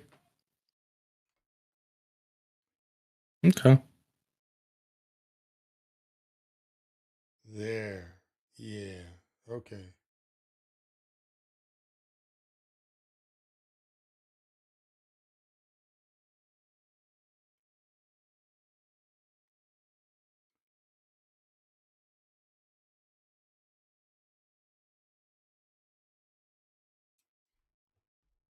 I don't know. 62% says they want music.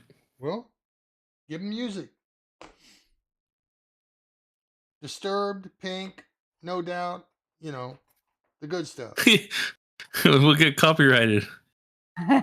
Yep. I can't hear it.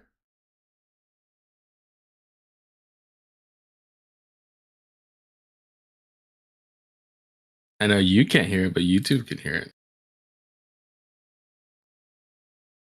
You will be in trouble with fast acting glue. Yeah, that's correct, Vincent.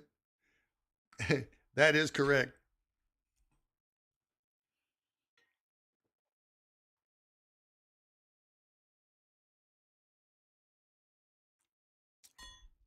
Oh, I love that water. Okay, that one is done. This one is done. So that cone is finished. So we are going to set these aside.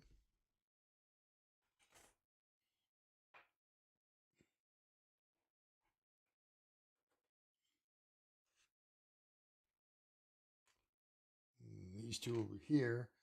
And we are going to go on to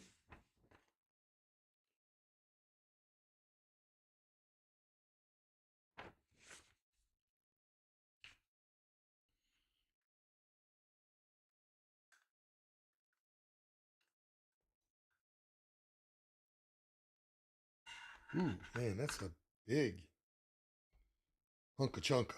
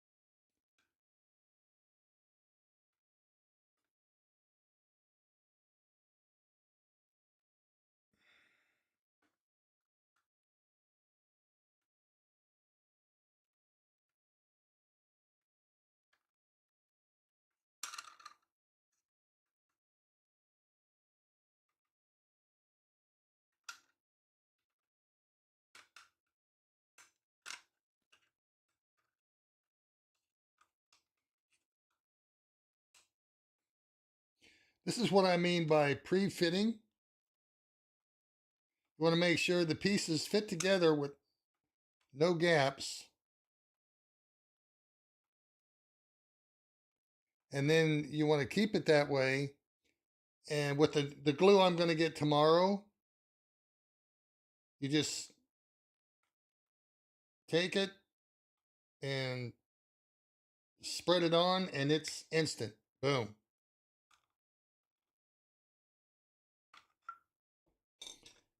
And I'm going to need that for putting this fuselage together here.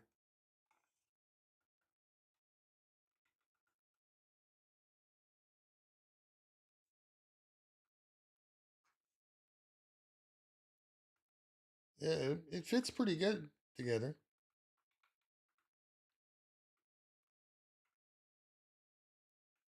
As you can see, there's no really big gaps there.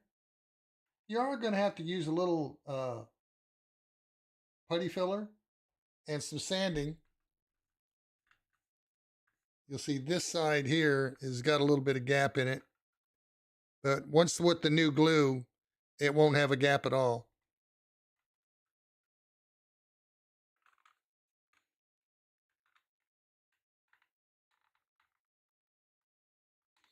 And I'll have my tape. I'll find my tape tomorrow. That way, when I do tape it, it'll remain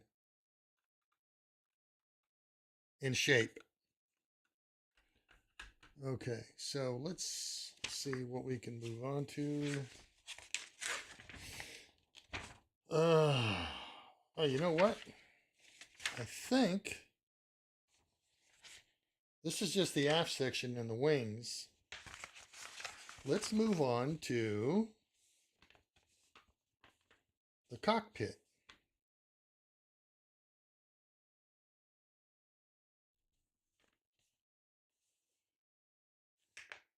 What headset do you have?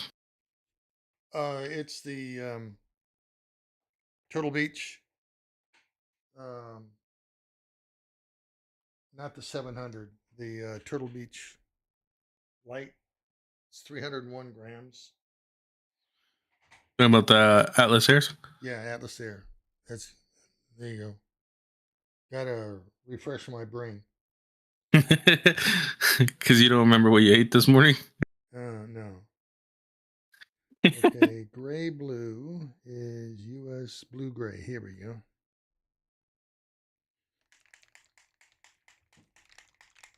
Stir that up. Now we're going to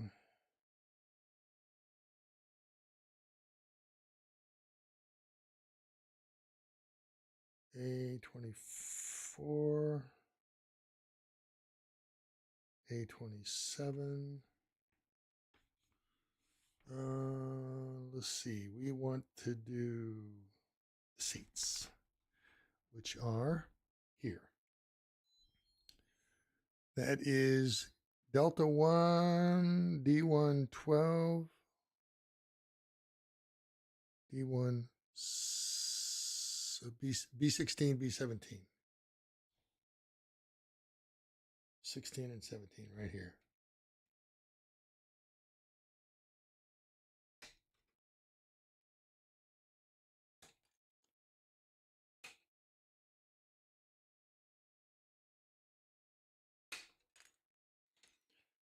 And this is also EA.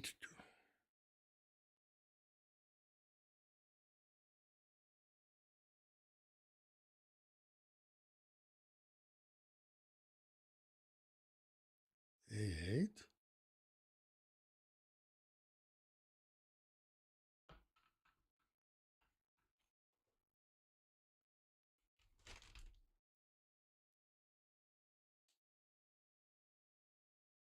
What's the telescope that you use back there? It's the Origin, Celestron Origin C6, Rasa C6. Would you buy it again? Hell yeah. Oh, no, I wouldn't. Because I already have it.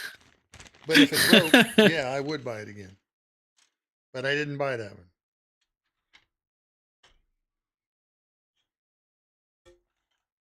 This is a, what is this? Okay, D1.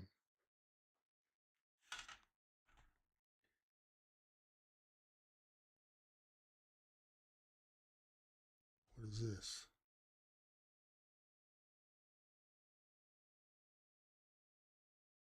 B.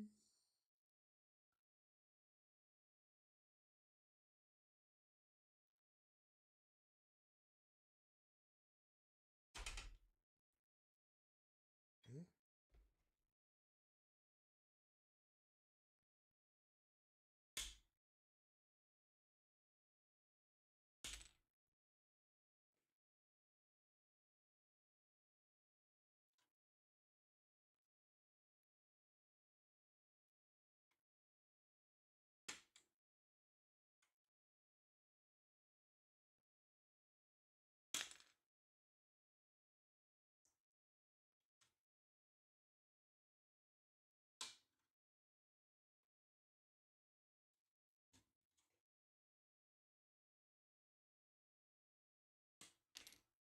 Okay, dokie, smoky.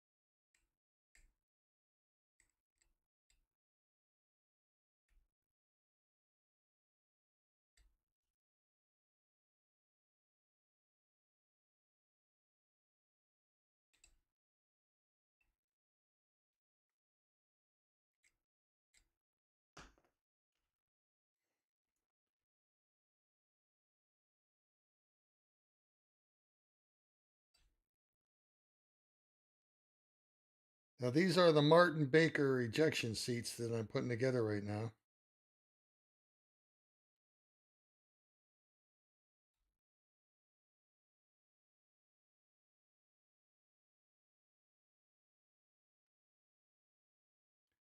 I can't tell if that's flashing or not.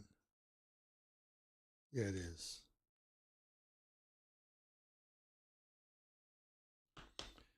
Okay, so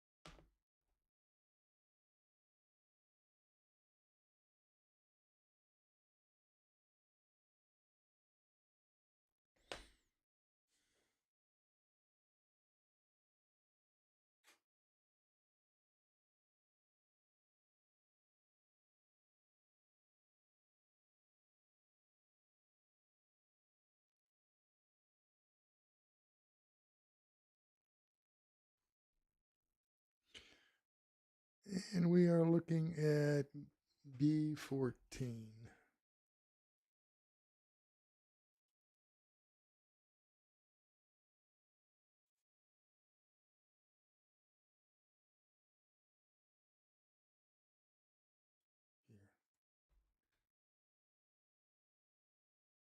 Is that 14?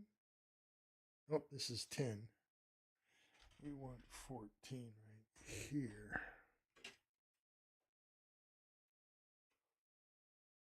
Yep.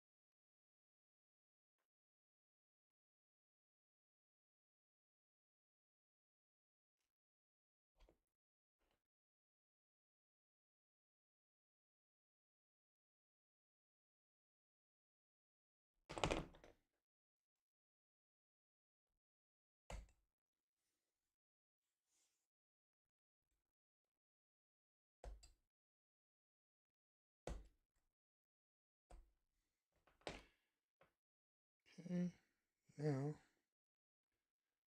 we just need a little dab will do you right here. A little dab will do you right there. A little yabba dabba do you right there.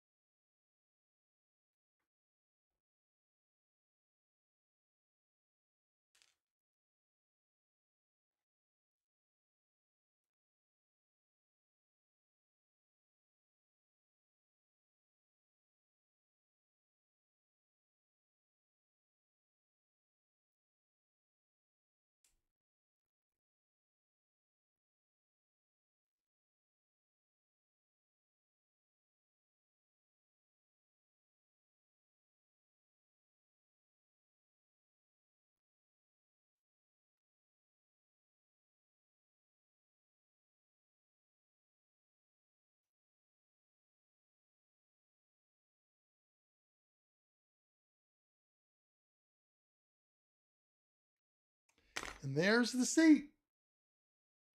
Right there. It's the Martin Baker.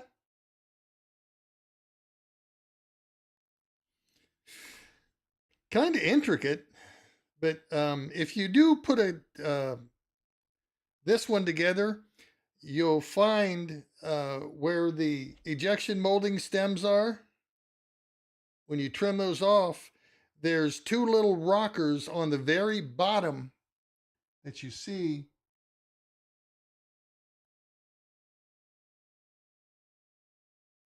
Let me see. Right here, the very bottom. That's what the seat rests on. So you want to trim off the really high stuff, but leave those rockers there so your seat can rest on them.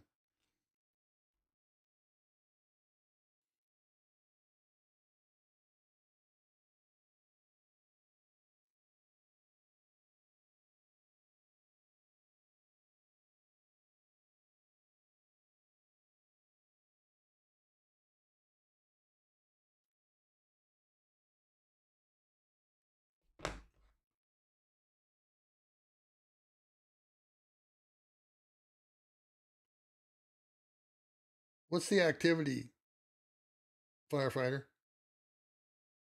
We were pushing 160. Oh, that's not We bad. went down. Yeah, it went down a little bit there. 125 right now. Okay. That's, well, I'm still happy. Got to give him more history of that 101.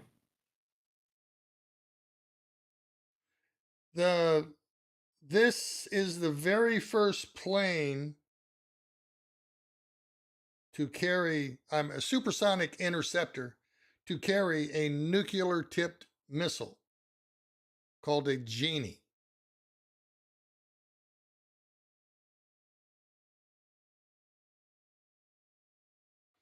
And let's see here.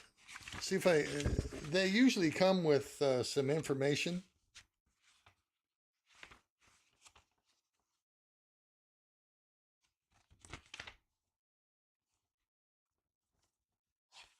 Whereas this one doesn't. I don't know why. But here is the RF 101. You can see that the nose here, that's where the camera goes. And it still carries missiles. It can carry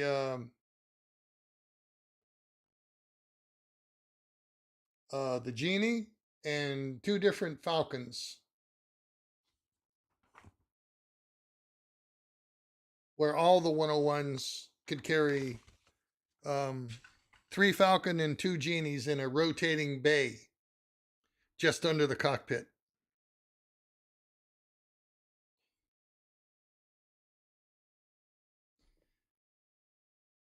And it's if you compare today's planes back when these planes were made, the first supersonic jet ever was the F-100 Super Sabre. I think it was at Mach 1.2. And then, of course, the 101 A, C, and B were capable of Mach 2 plus.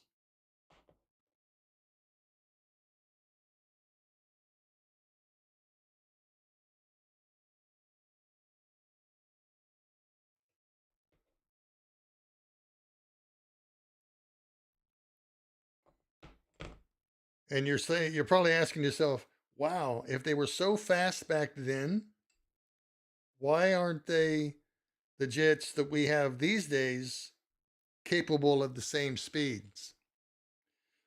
Well, it's because back then the engines, the Pratt & Whitney J79, you can see that plane coming from miles and miles away because it gave off almost pure black exhaust plume.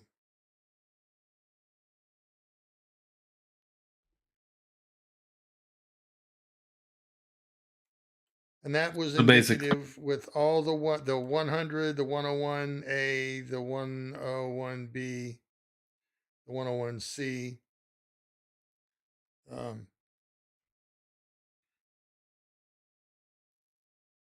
So it was just not good for stealth in a No. sense. It's fast. It's just not good for stealth. Nope. Not at all. And that's why they called it an interceptor. They didn't worry about being stealthily. The only thing they worried about was getting in, launching that Genie missile, and getting out. The Genie was made so it could intercept groups of bombers and taking down the entire group with one Genie missile.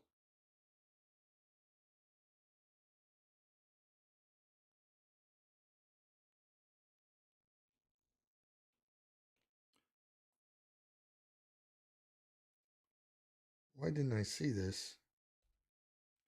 Flashing.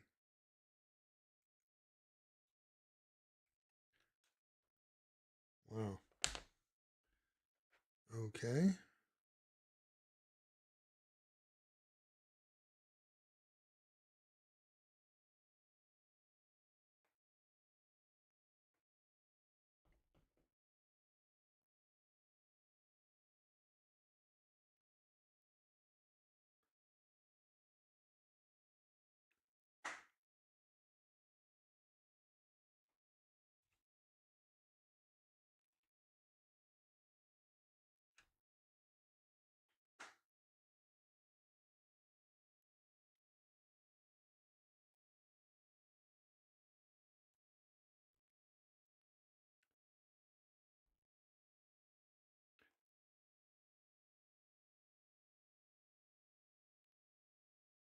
There we go.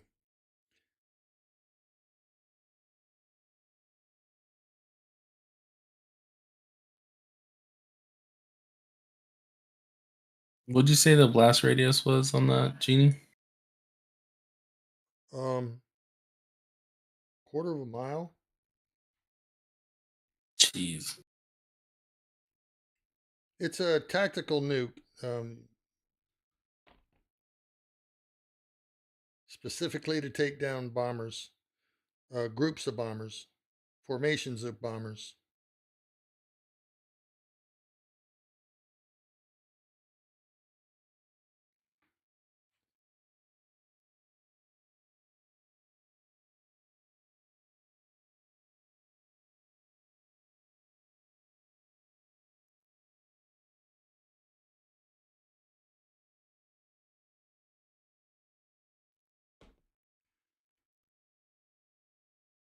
Damn.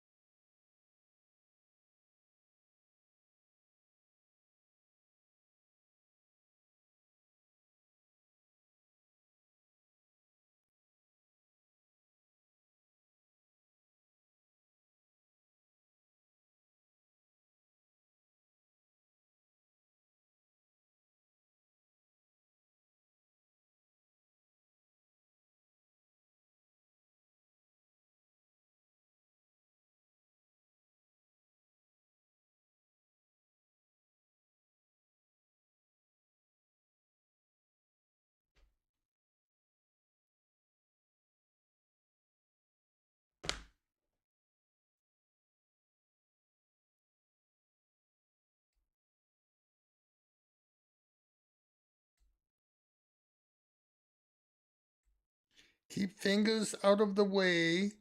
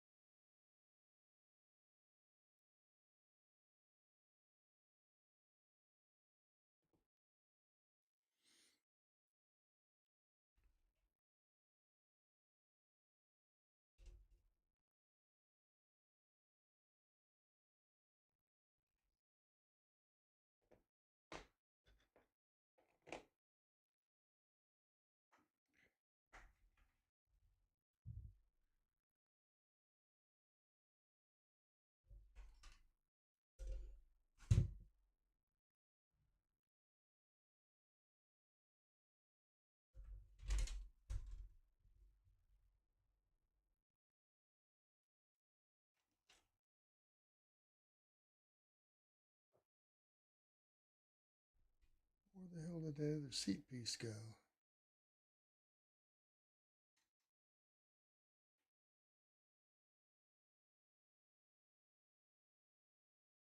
There it is. Looking right at it.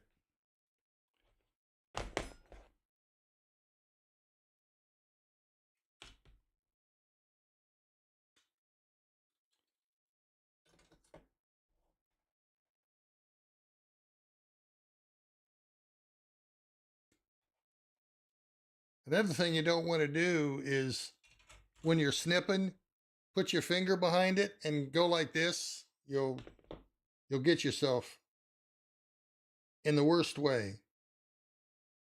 Okay.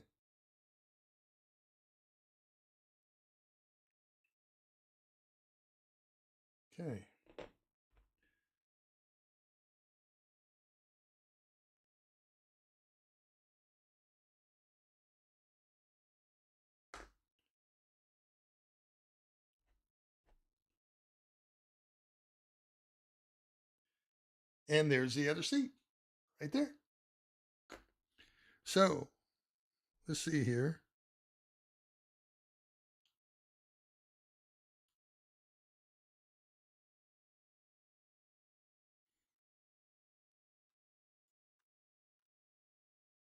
That's how they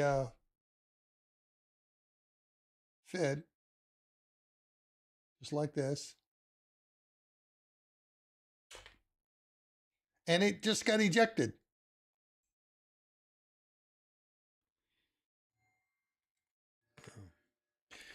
Now we are going to go to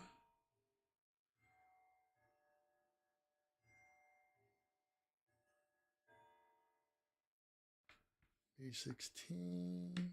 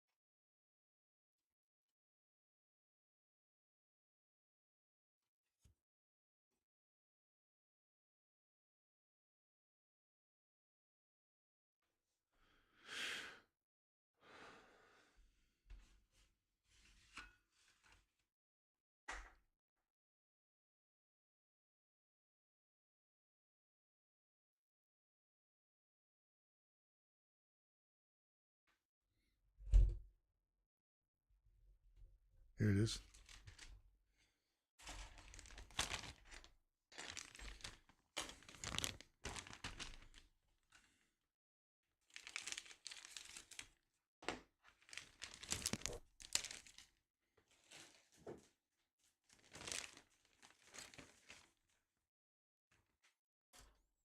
You also want to make sure that before you throw any part the bags away, all the pieces are out, because this nose cone was in the bag still.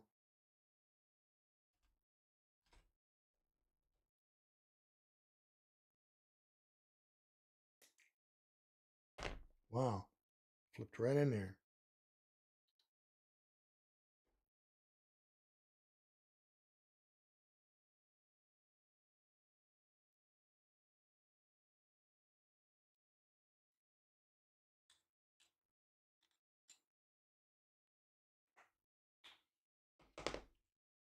And the piece I'm looking for is right here.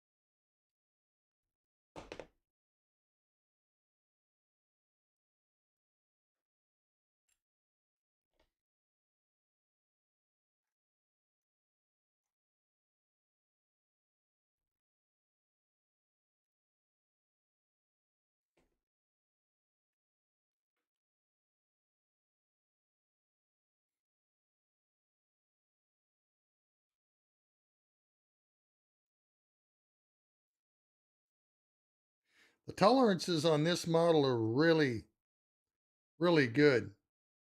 Now, the new machining of the new Airfix models, the tolerances are really, really close. Really close. And what they do is they're made so you can fit them together and they will stay together. And then you take your glue on the outside and swipe it down and it's done.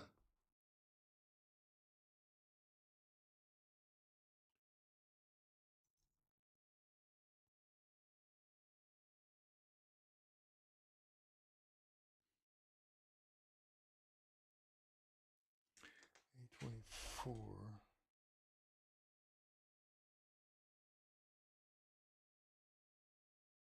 This is B. Here we go.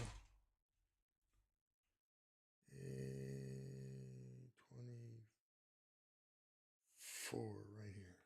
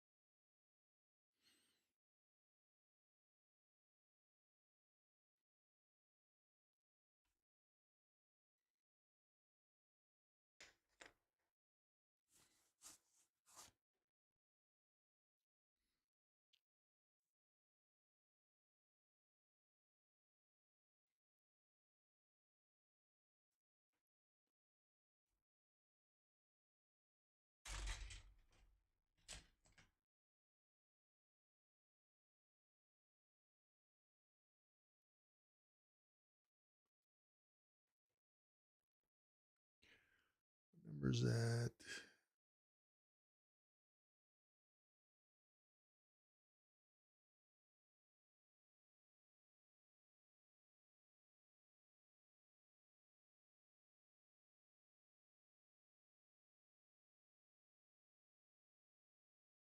JJ. JJ36.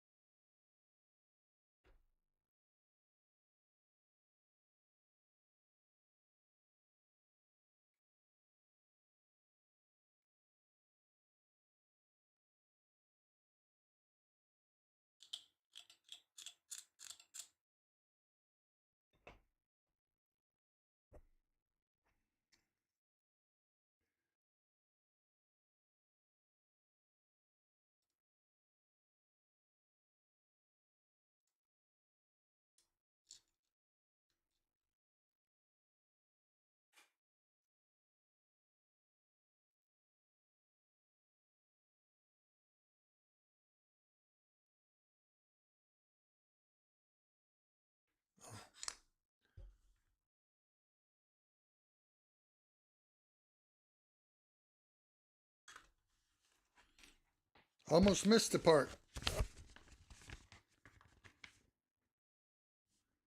So A34.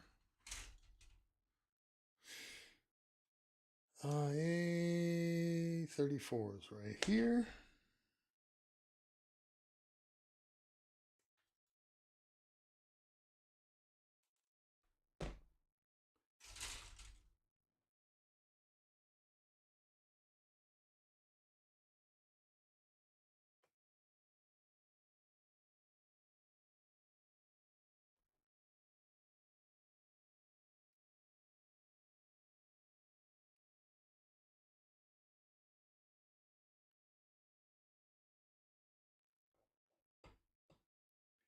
A34 goes on the back side right here.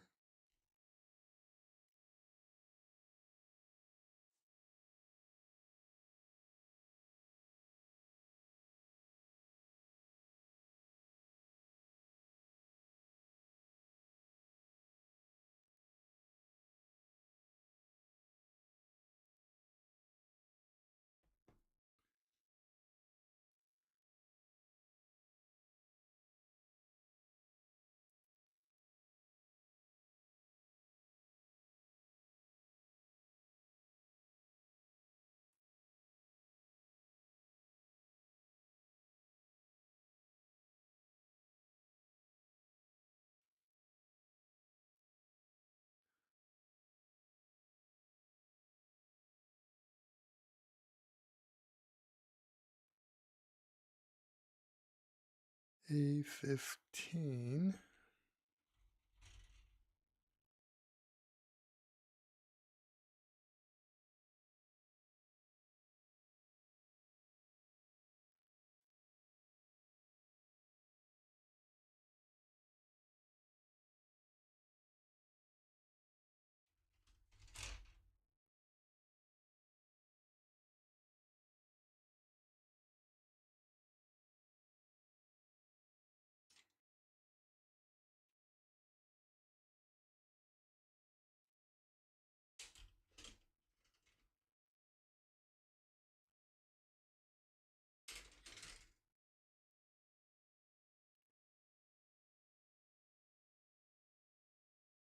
A15.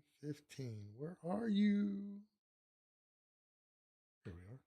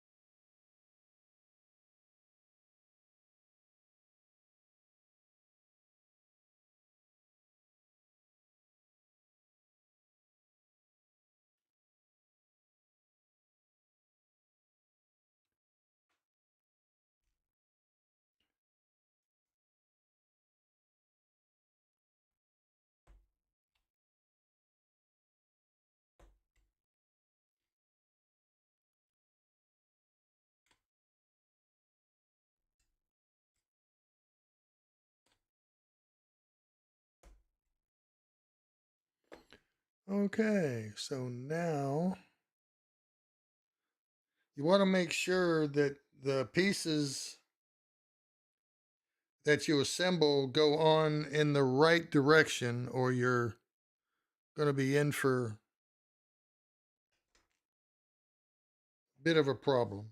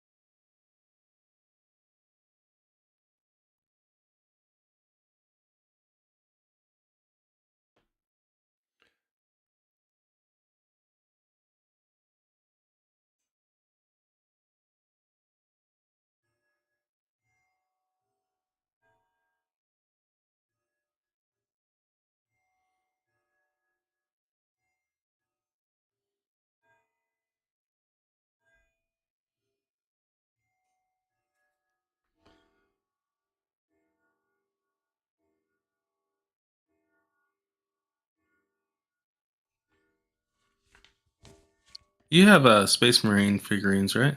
Yep. Why? Why? Somebody was saying that they just started doing that. Oh, yeah. I got some right there.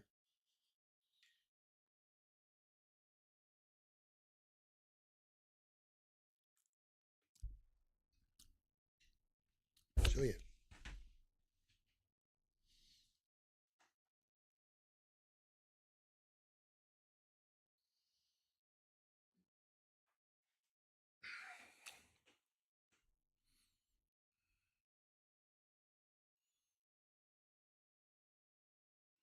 All hand painted.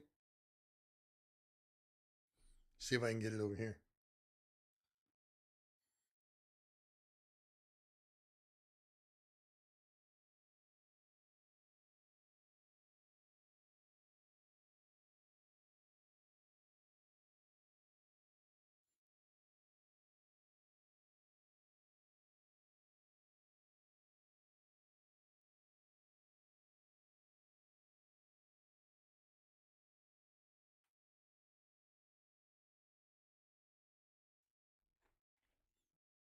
And here's the other one.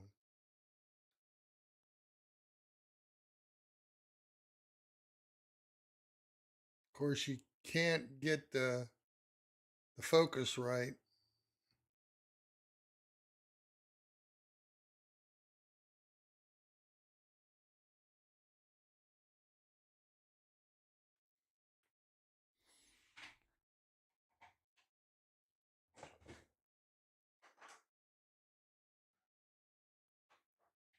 Those are Gray Knights.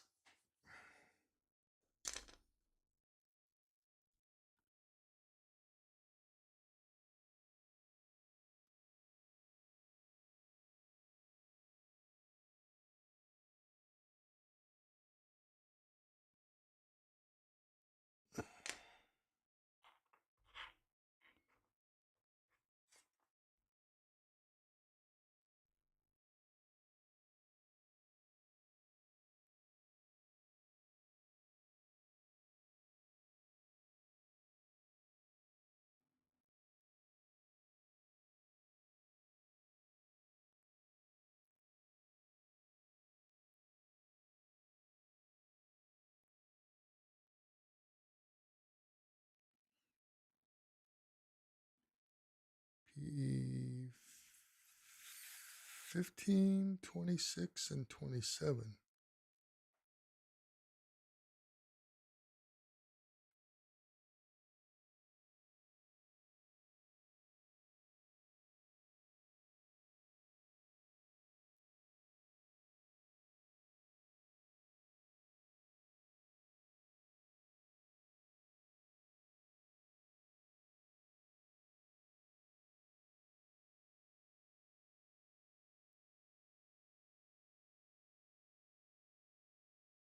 There it is.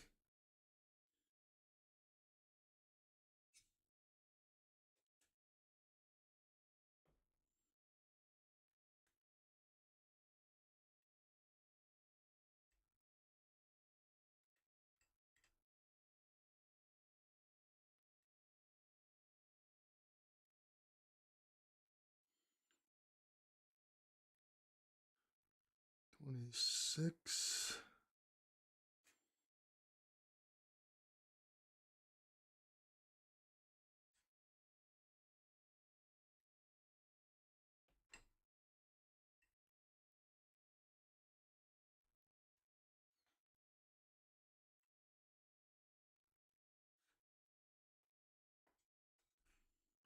And 27.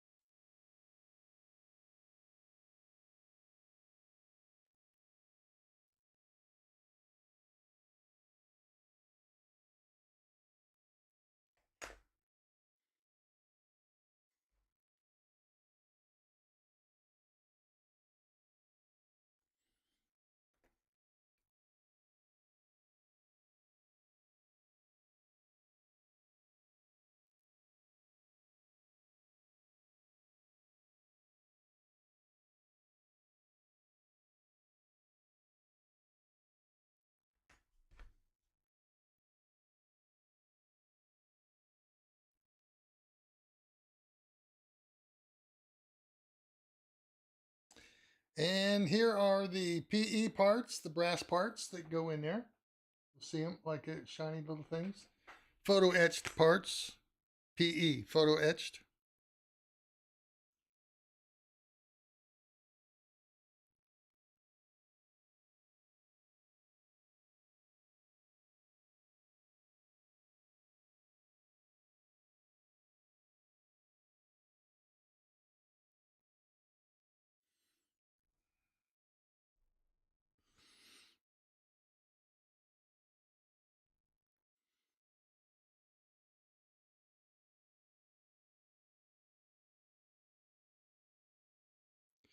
PE 22. Okay.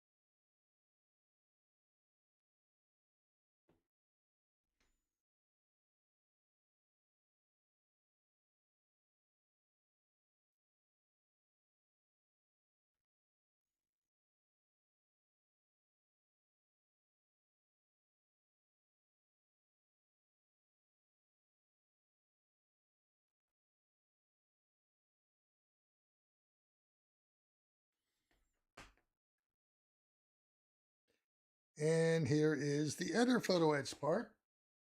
The big one there, just put in. Are there any more? Let's see. PE 22, PE 17.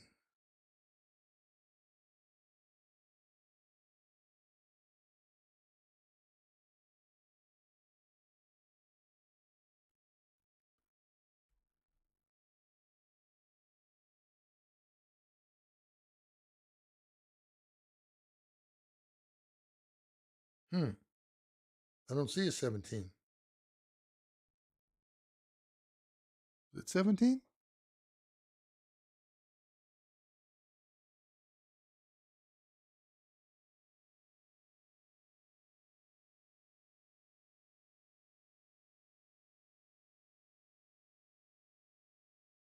PE 22, PE 17, and PE 13.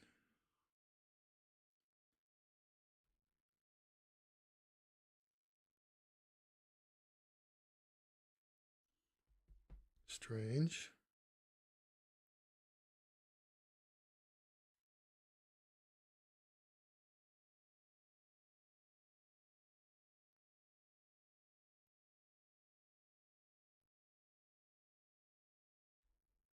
See, oh, there it is.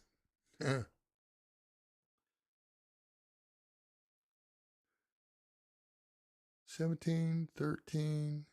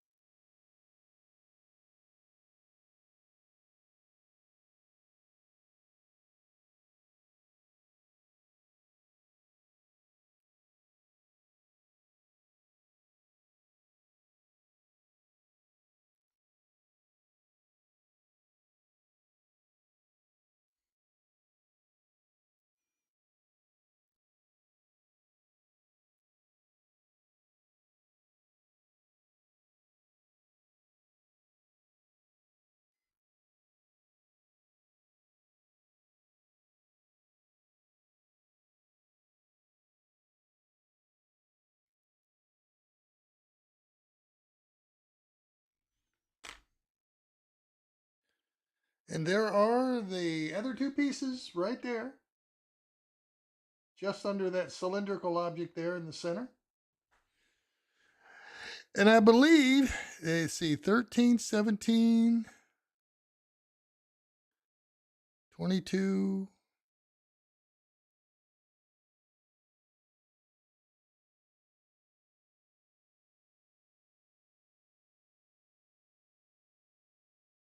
Yep, that's it for those.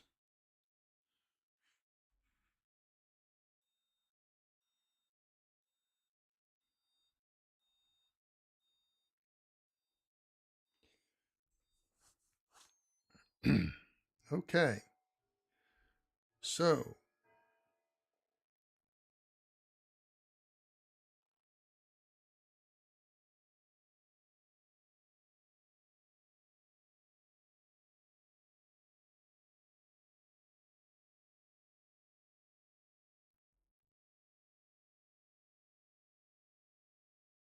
okay, I'm going to cut it off there, folks. And we will. Do you want me to continue tomorrow or go with a game?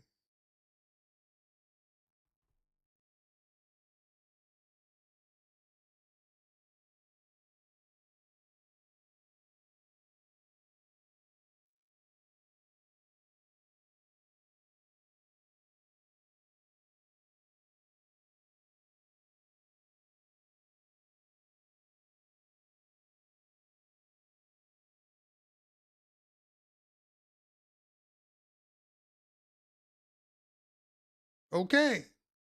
I will continue tomorrow. Continue building the cockpit, and I will have the proper glue to finish these engine nacelles and the proper glue to where I can fit these components together without holding them with my fingers, because I'll have tape then. So I will see you tomorrow, 9 p.m. Eastern, continuation of the F-101B. Thank you for all the support, all the donations. Don't forget to like and subscribe to my YouTube channel. And all these clips will be on YouTube and TikTok and Instagram, Facebook for your viewing. And when we get down to the finishing aspects of painting, we will go into detail how to weather your model properly. So be safe, be honest, and remember, us old